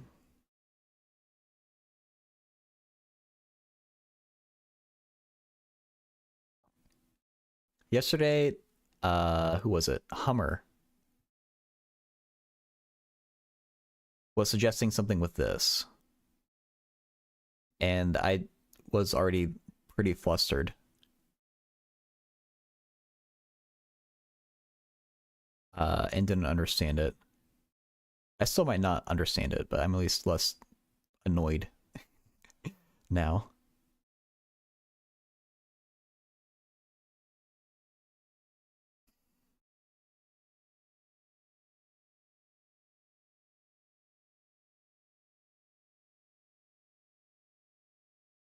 You get the integral of the sphere, the divergence.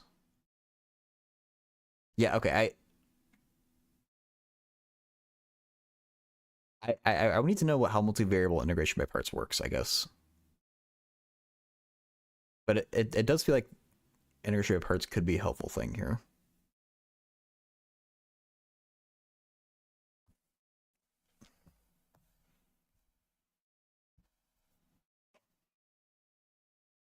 I have a ping on Discord and it's kind of annoying me. I want to see what it is.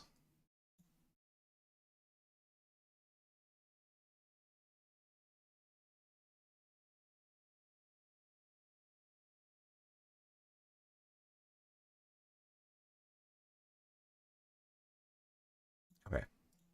Nothing more.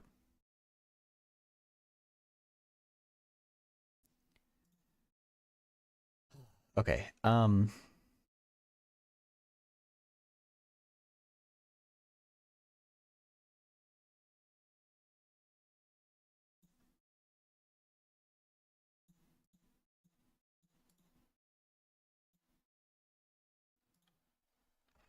Rethink slightly how we do integration by parts in 1D. Okay.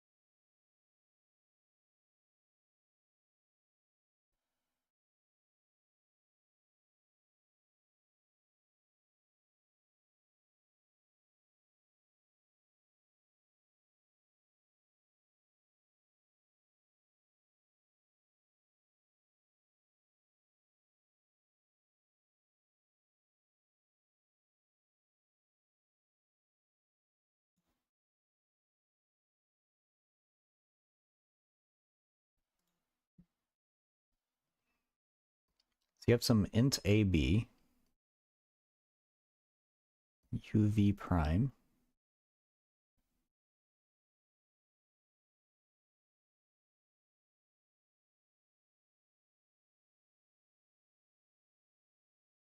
Is equal to UV x equals A, x equals B.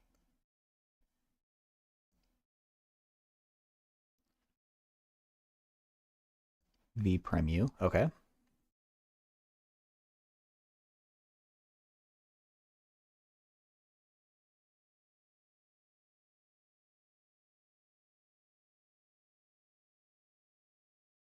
Welcome back, Suvos.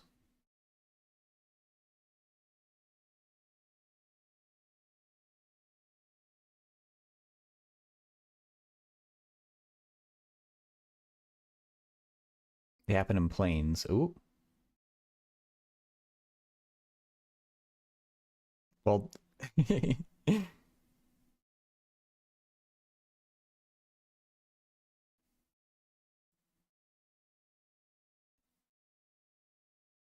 math is good at making people feel dumb, but I don't think you're dumb. Uh, okay, yeah. So think of this as a zero-dimensional integral, sure. It's just evaluation of the function. And so when we go to this sort of two-dimensional integral, this one is going to end up being a one-dimensional integral? Is where this is leading? The boundary. Just like a surface integral. Okay.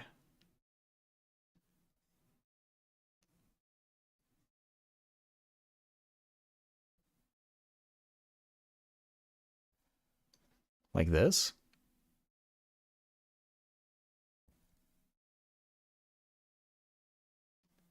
Hey, Cold Gold. It's the problem for my PD's homework at the top. Um,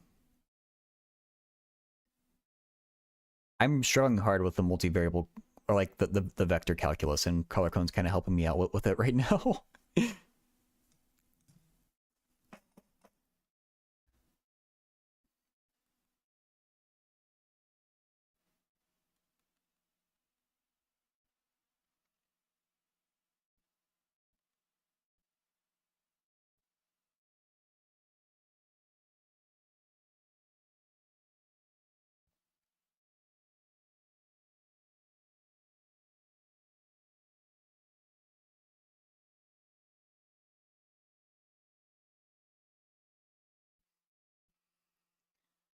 um,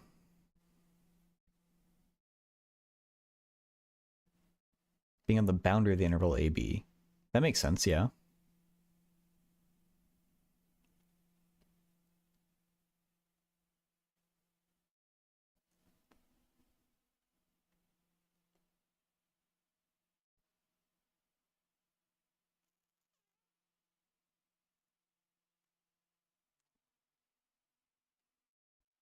Papadoria. Doing some manual graphing, now I'm wondering where the third derivative provides any information when drawing a graph. Uh,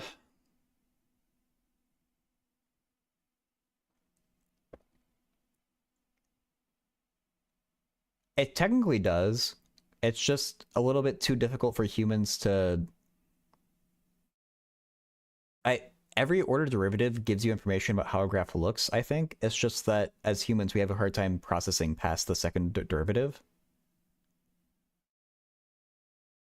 Um,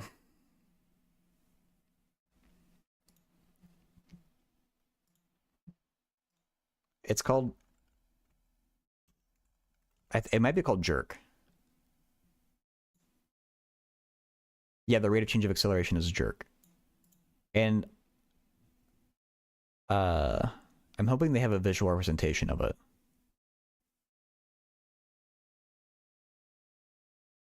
Jerk equations.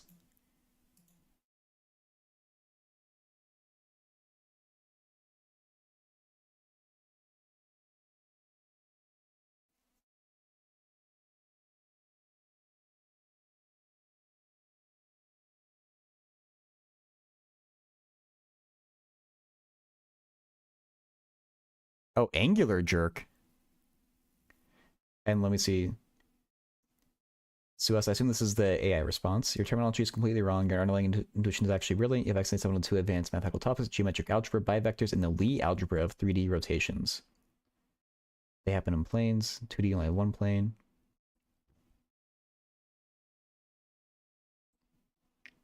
Oh, nice. Yeah, so like this is exactly what I was hoping for. It's like you now have some things that you can like Google and look more into. Suas.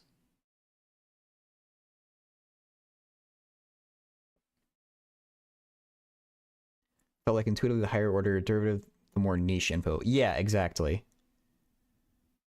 Um I would need to do a lot of thinking about how exactly you use the third derivative to draw fu functions. I think you could though.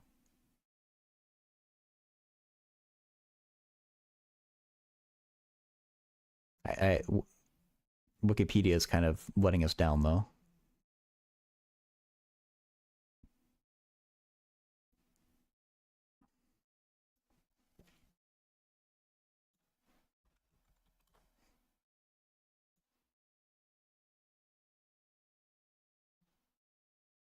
Yeah, I don't know. No, it's not.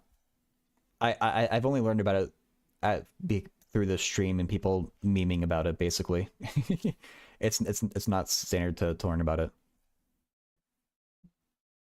Roxra, FBLA Nats. Nat. Okay, I assume Nats is nationals. FBLA. What is that?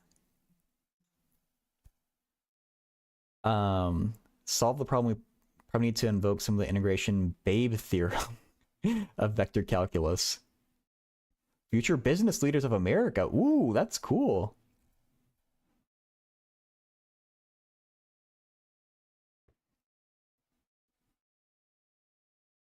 Do you just, is it like, do you go there to like learn about business, I guess?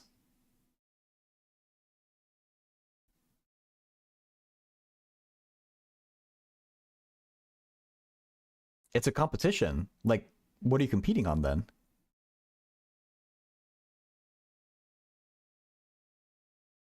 Um, do you have this feeling you want to be wrong so that you can learn something? It depends on the context, but yeah, that's a really healthy way to think about math, honestly. Like, go into it wanting to be wrong because that's your opportunity to learn. If it like if you could master having that mentality, I think you would be in a much better position to learn math. I definitely have not.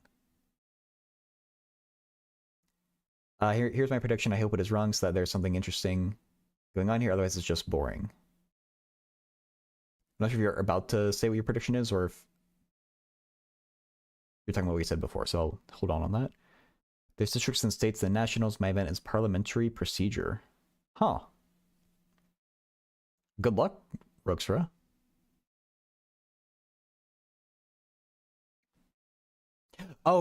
Okay, yeah, sue us. Sorry, I just like misread what you wrote then. Yeah, because it's like making a prediction hoping it's wrong. Like that's basically what science is. And that's a really good way to explore math also.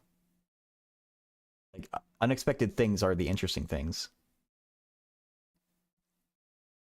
Yeah, I had no clue that FBLA exists, or I mean, I guess I would guess that parliamentary procedure there's competitions for that, but I never actually like have heard of them. Ropes, are you're like crushing it with all these extracurriculars that you're doing.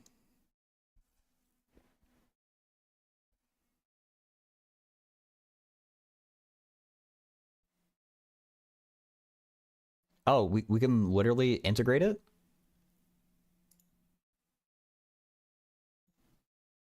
I mean, how do we integrate you generally? How do I integrate you, Color? Uh,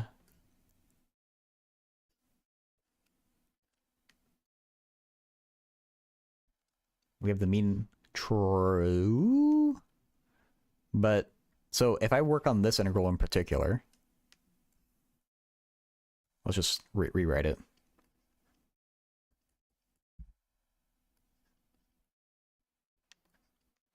So, ooh, oh wait, this is bad. I shouldn't do this. I think, like,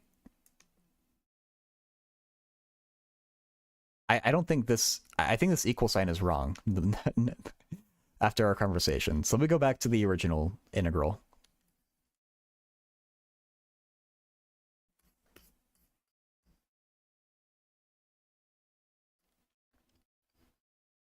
Um,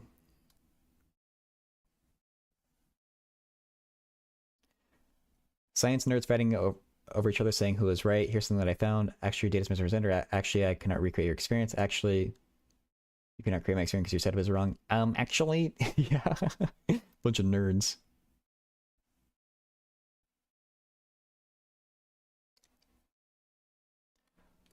Okay.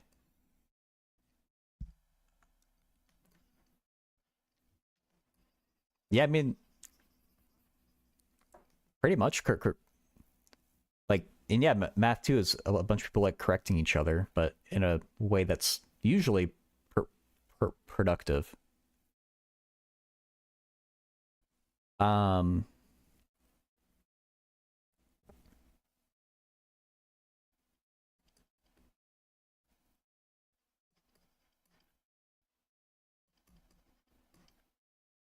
you know, I'm gonna switch to this notation.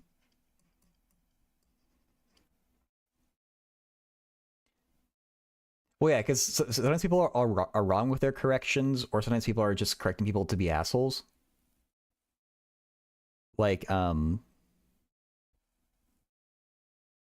I forget, like Hook might have started it, like Hook with an E of Hook's Law fame.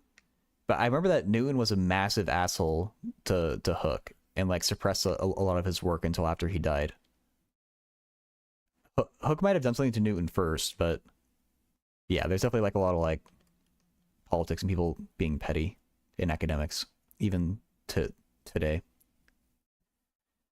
Okay, so if we do a change of variables here,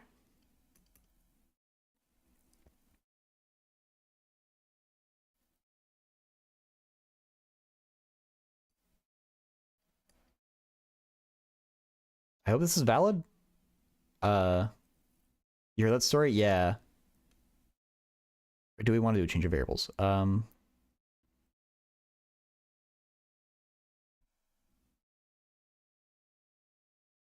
I guess we can. Oh yeah, Tesla was kind of crazy.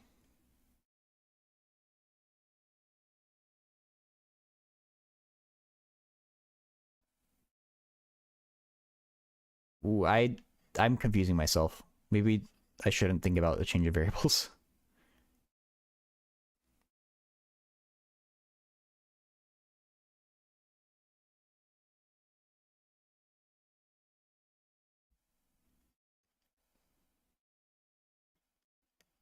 Or it's not that. I shouldn't think about recentering it. Maybe I should just go straight to polar coordinates.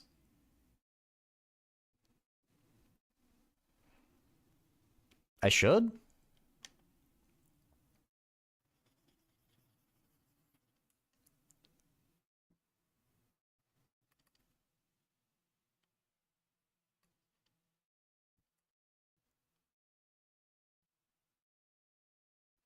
Does this change of variable center it at 0? I'm getting kind of confused on that aspect of it now.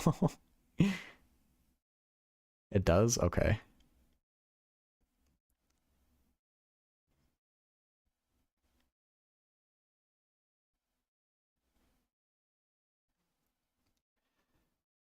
Think about where x would be mapped. Like y equals x.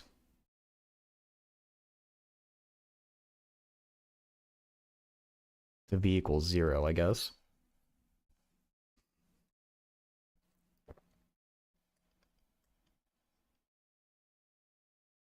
Just no Jacobian. We don't have to worry about that if there's a factor in front of the y, I guess.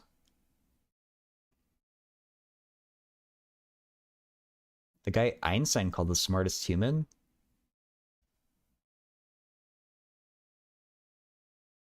Oh, A, the guy Einstein called the smartest human, or B, a tiny little boy inverse square law.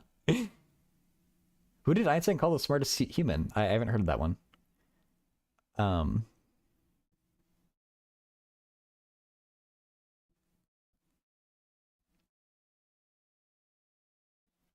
and then maybe now we let v equal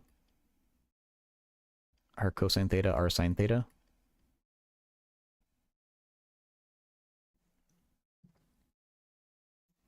I'm curious. Who did Einstein call the smartest human?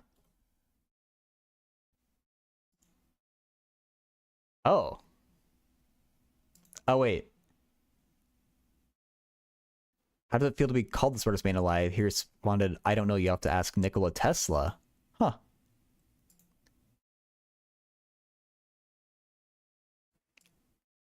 Um, this person is throwing doubt that that actually happened, though. I mean, this is a Reddit comment, so take that for what it's worth. And it's speculative.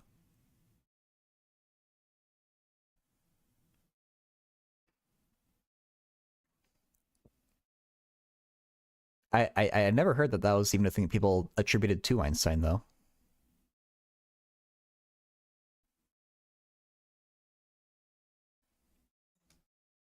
That's cool. Okay.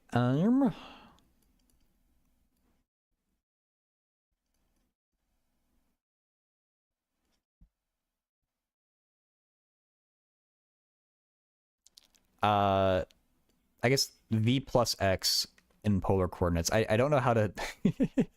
That's going to be some other point.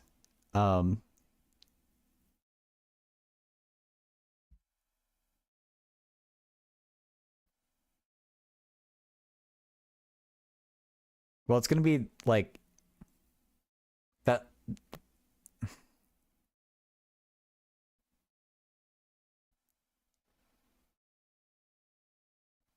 Right. If x is... I'm going to say x in polar coordinates is r1 cosine theta 1. R1 sine theta 1. So... I mean, maybe that's not even necessary, and I can just do x1, x2 like you were saying.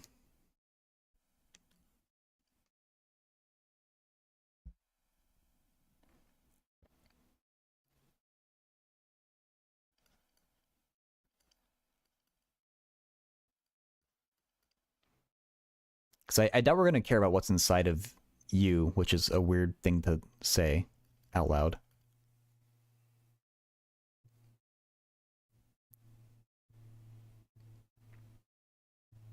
Is x or x1, x2? Yeah, either way, it's going to be a constant. I just feel weird about mixing. I feel like x1, x2 is Euclidean implicitly. I guess it doesn't have to be, but I just didn't want to like mix coordinates, I guess. It shouldn't make a difference either way. It's just a constant, but...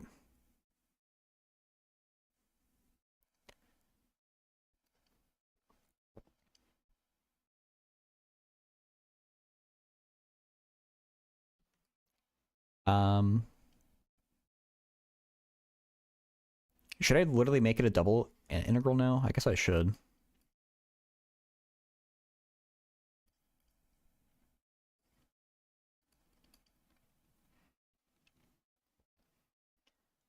World wireless systems transmit electricity through the air. The fundamental physics of electromagnetic radiation made large-scale efficient power distribution nearly impossible over long distances because of the inverse square. Oh, okay, and that's what you're talking about with the guy Einstein called the smartest human versus the inverse square law.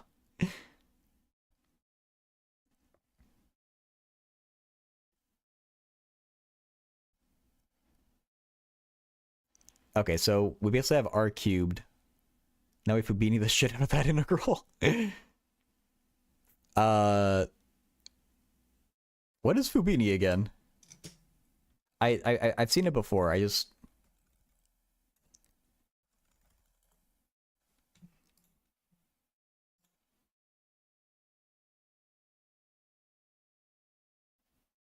Oh. Right.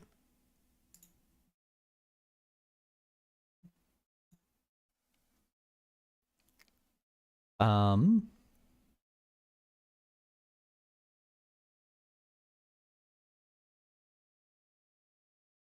Like, you want to do theta first, you mean? Like, we can just freely switch that, right?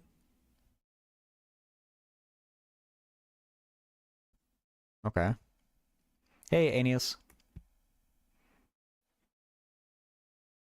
And pull out... Well, we have an r cubed, right? Oh.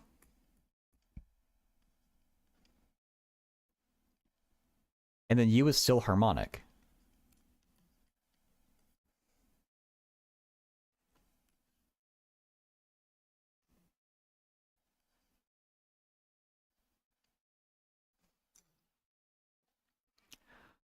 And that's where cold gold is getting 1/3 from. I can see that part of it now.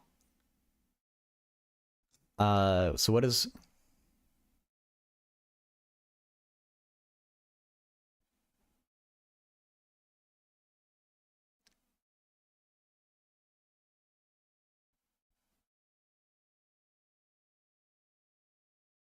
So it's... I don't think it's gonna be 1/3.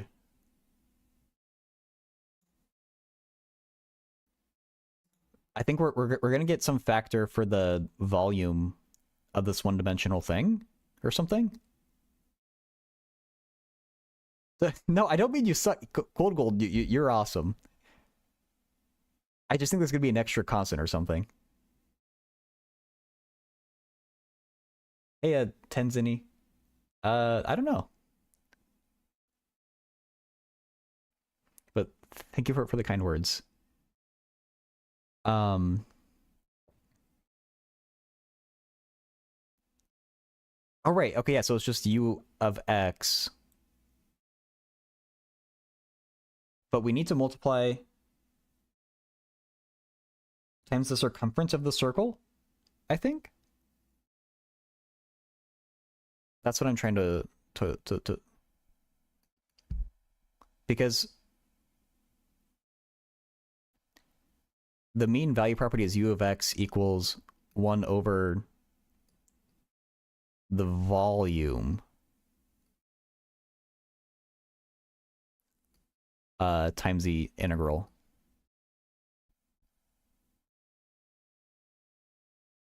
And I think, I don't know. I might it's just one dimensional though. So I'm worried I'm doing this wrong. I guess it's kind of two dimensional.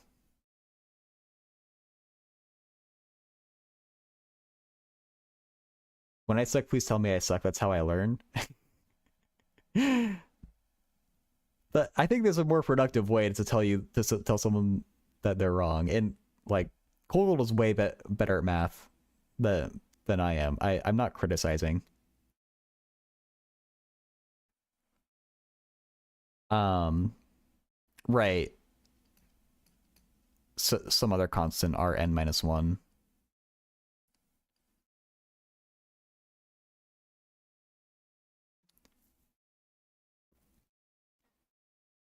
Uh, thank you, Tenzin or Tens.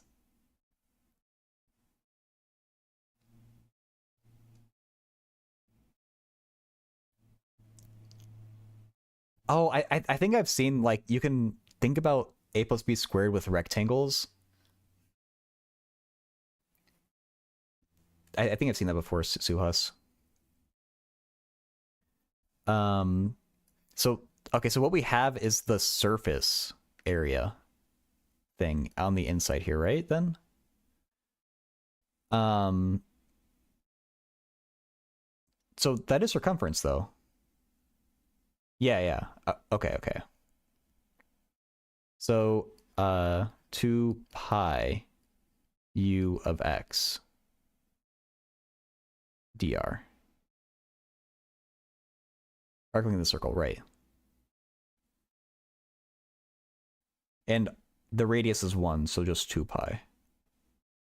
Well, I guess. Oh, we have. Oh, wait. R. I'm a pirate, or I'm Mr. Krabs. R. Yeah, we haven't evaluated R yet, have we?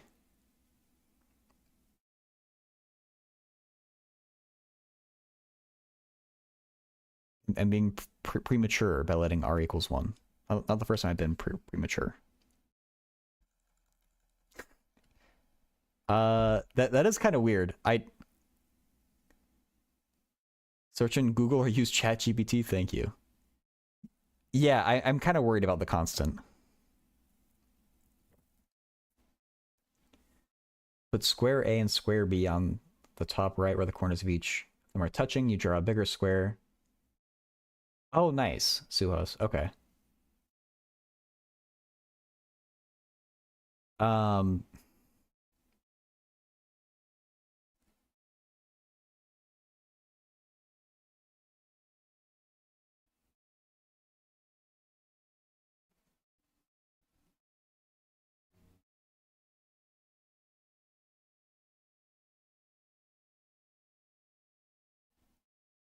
Oh, I'm sorry. They call me. Enjoy your noodles. Breaks are important.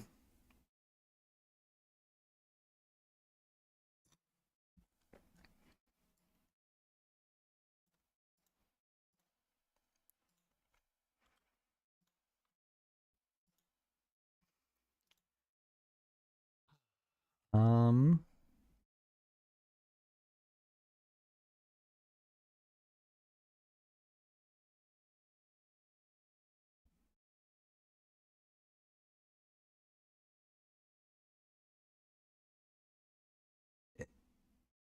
Uh.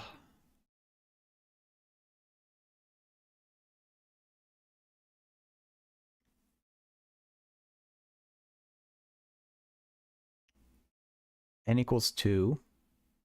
Well, I thought...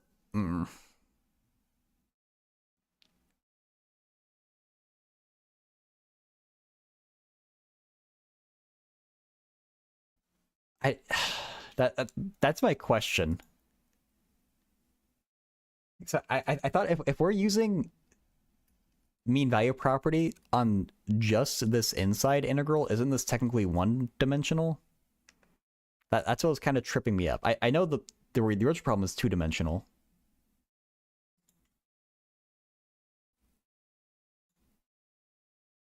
That's the shell. Okay.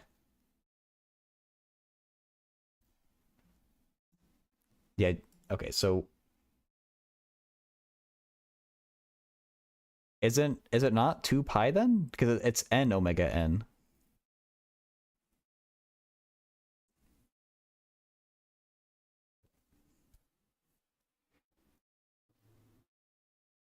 Two pi r. Okay. Okay. So then we're in agreement.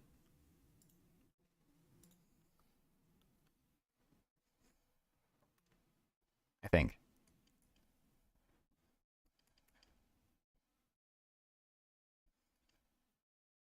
Oh yeah, and u of x is a constant.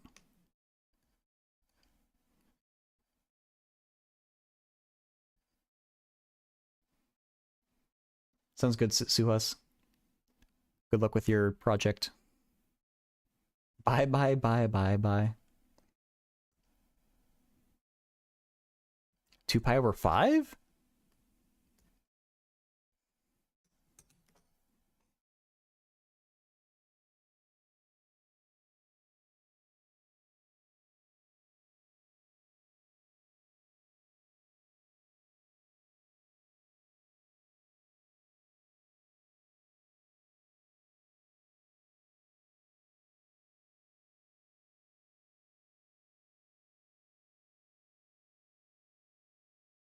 I guess I buy it.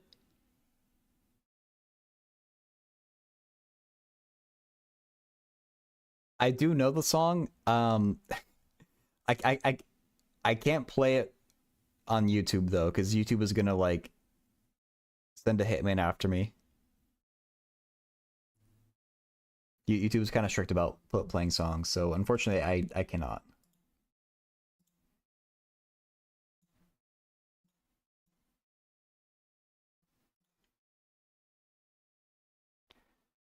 All right, Color Cone, you are the MVP. You're both the most valuable player and the mean value property. See you, Suhas.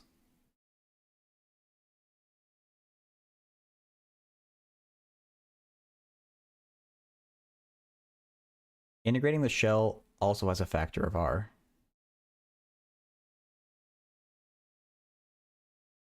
Would it?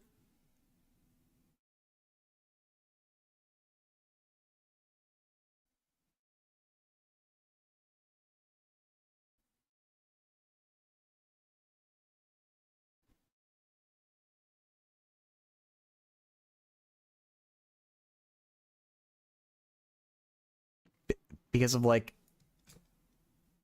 is it because of the r inside of here?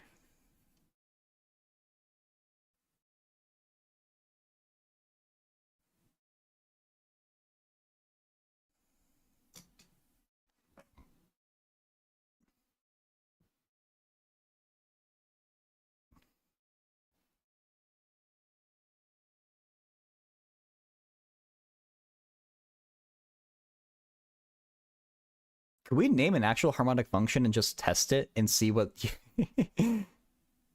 what constant we get out front?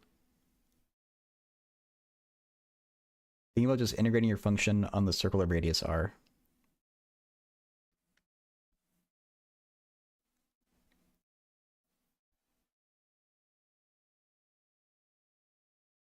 Well, yeah. So we're for the sake of integrating in theta, we're pretending r is a constant.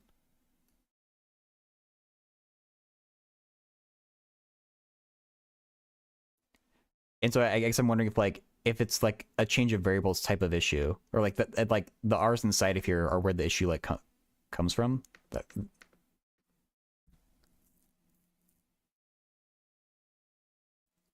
letting u equal 1, and we could let x equal 0. It's more the integral and the MVP. Okay.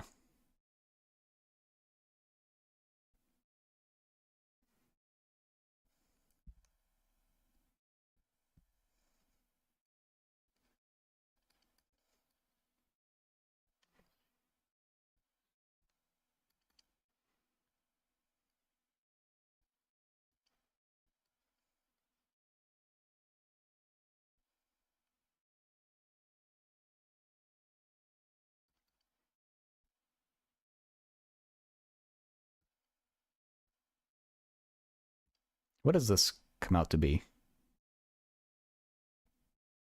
I'm assuming this is a valid thing to do. I hope it is. I'm letting x equal 0, u equal 1. A fourth, because that's r cubed, times 2 pi over 2. So theoretically, we should have gotten pi over 2. And when I typed this problem in Zach's chat, Kevin Does Chemistry did call that pi over 2 would be the answer. I don't know how Kevin did it.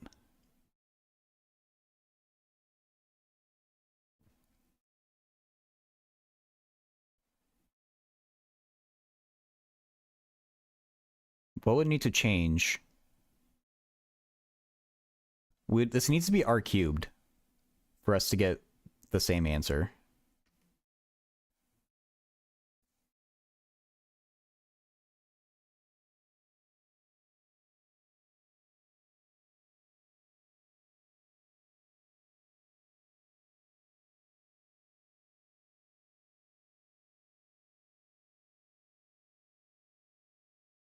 Pick up a factor of r because of the derivative. Gamma of theta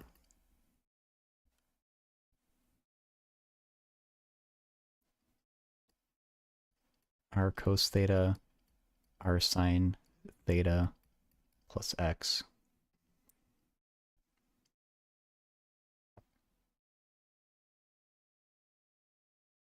You need to integrate over the path of gamma.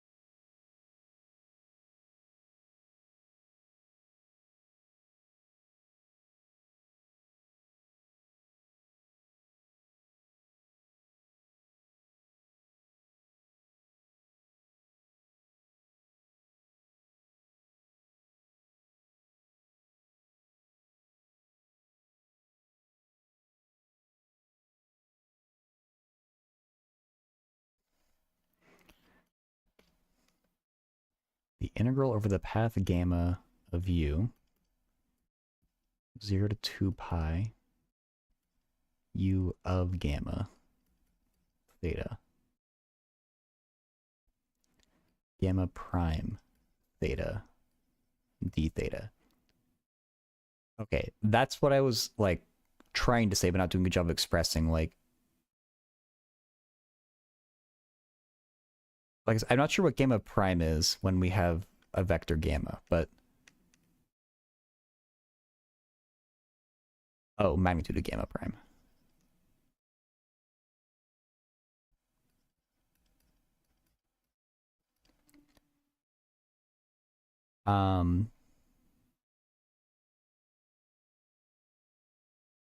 Yeah, okay, so I was trying to say that like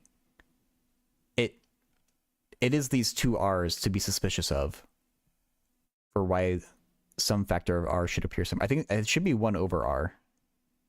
I guess I hope it is, because that's going to give us an answer that matches pi over 2.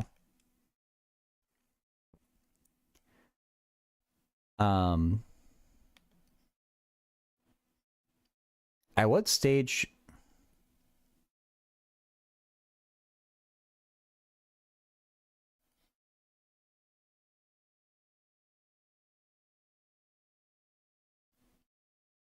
Do we need to...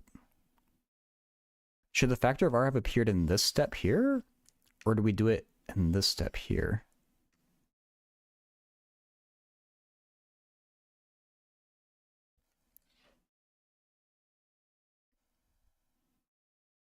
The last one in this step? Okay.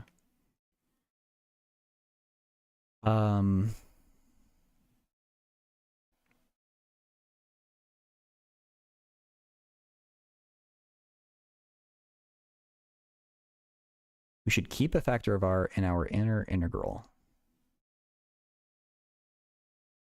Okay.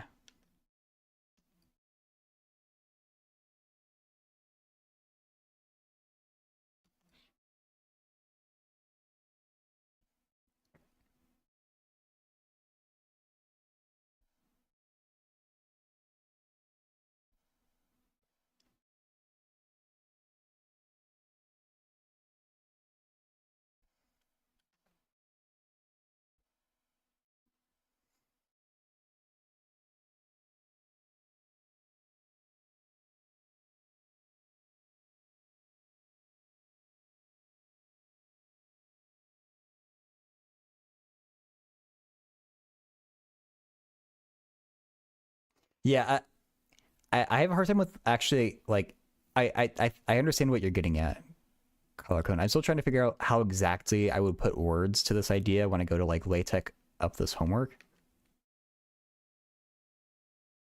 But I guess thinking of it like a contour integral is the idea. Hey, your boy Fresh, I should really just set that command up, because I feel like people try to use it a lot. You can see it if you click on your name, though. You've been following since March 15th, 2024. So, a little over 2 years.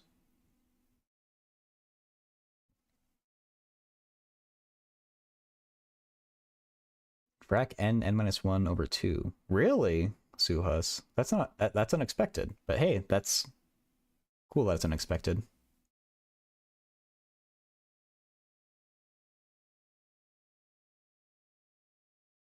Like the integral and the MVP show up in the computation. Yeah. Still, like, feels a little weird, but I'm also a little weird, so it's okay. Okay, bye for real, Suhas. Oh, did the 16 stream start up? Looks like it did.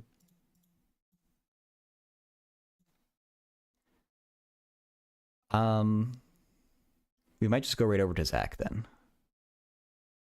Collarcone, huge thank you though.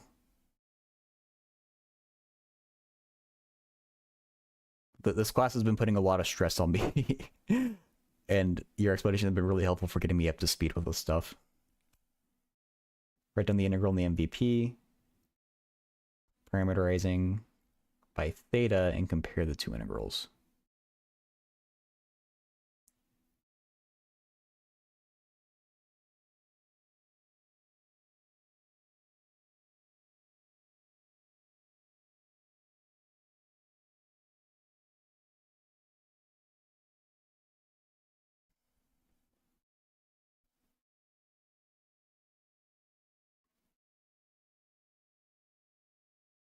Write down the integral and the MVP parameterizing by theta.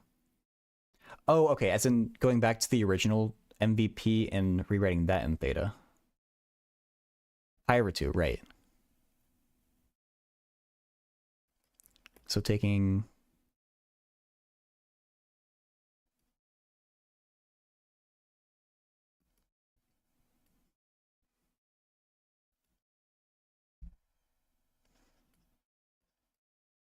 taking this part and writing it in polar coordinates. And a factor of r would appear here. Okay. I bet I can do that.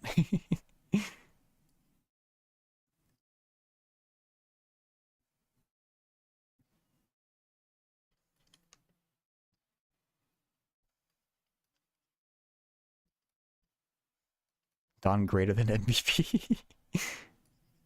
I don't know.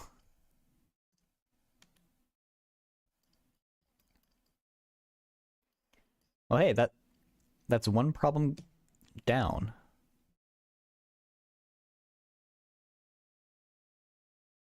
Most valuable, then most valuable. Yep. The mostest valuable. Problem 5, it's nearly down. I just need to do the initial computation for Laplacian radial coordinates, which is going to be annoying. The others, I'm going to have to keep on doing, but this is actual progress on PDEs, and that's not something we could have said yesterday. I do think I'd like to go raid Zach and support him, though.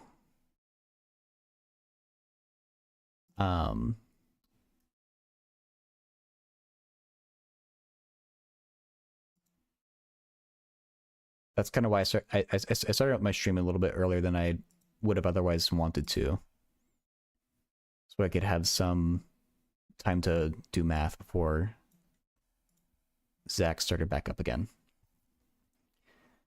The hint is that either we use some integration theorem, but seems unlikely we need to make a derivative show up, or parameterize in some coordinates.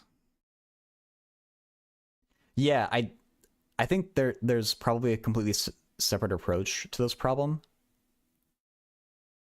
That's maybe a little more clever in avoiding parameterizing stuff, but I like this argument that you've kind of guided me through. I should really... Yeah, this is what Hummer was suggesting before. This was based off the integration by parts idea, though, so I think that Hummer was just like taking me at face value that this equality was true, I think. And it turns out that it wasn't true because I don't know what the hell I'm doing with these integrals. But if you did believe this part, it was from integration by parts on this middle one.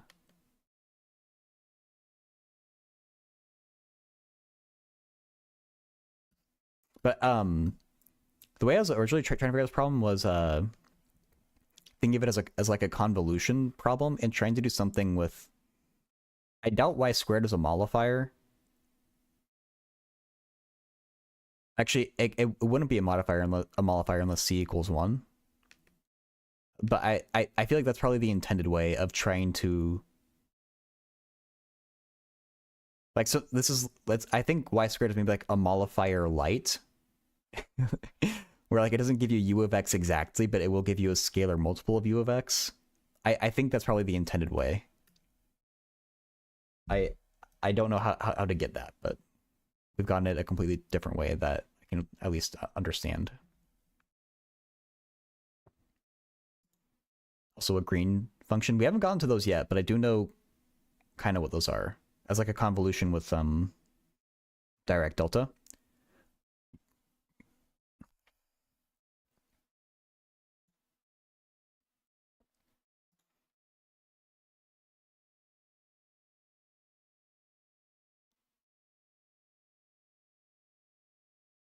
You don't think it works for Laplace just for Poisson? Really?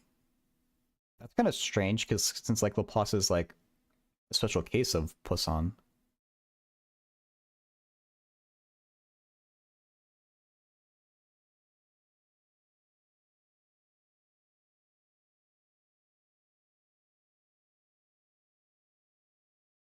Okay.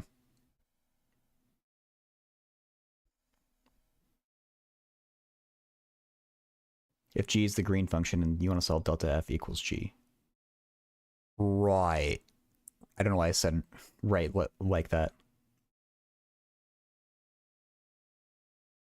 Yeah, and g convoluted with g to obtain a solution. Okay.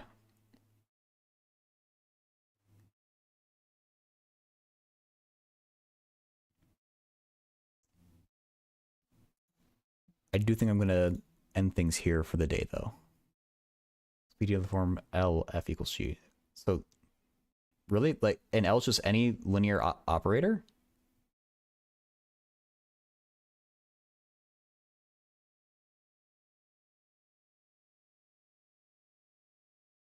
That seems very, like, general then, which is nice. some conditions? Okay, okay. Okay, people who are here on YouTube, thanks for being here. I can cut the YouTube stream off now.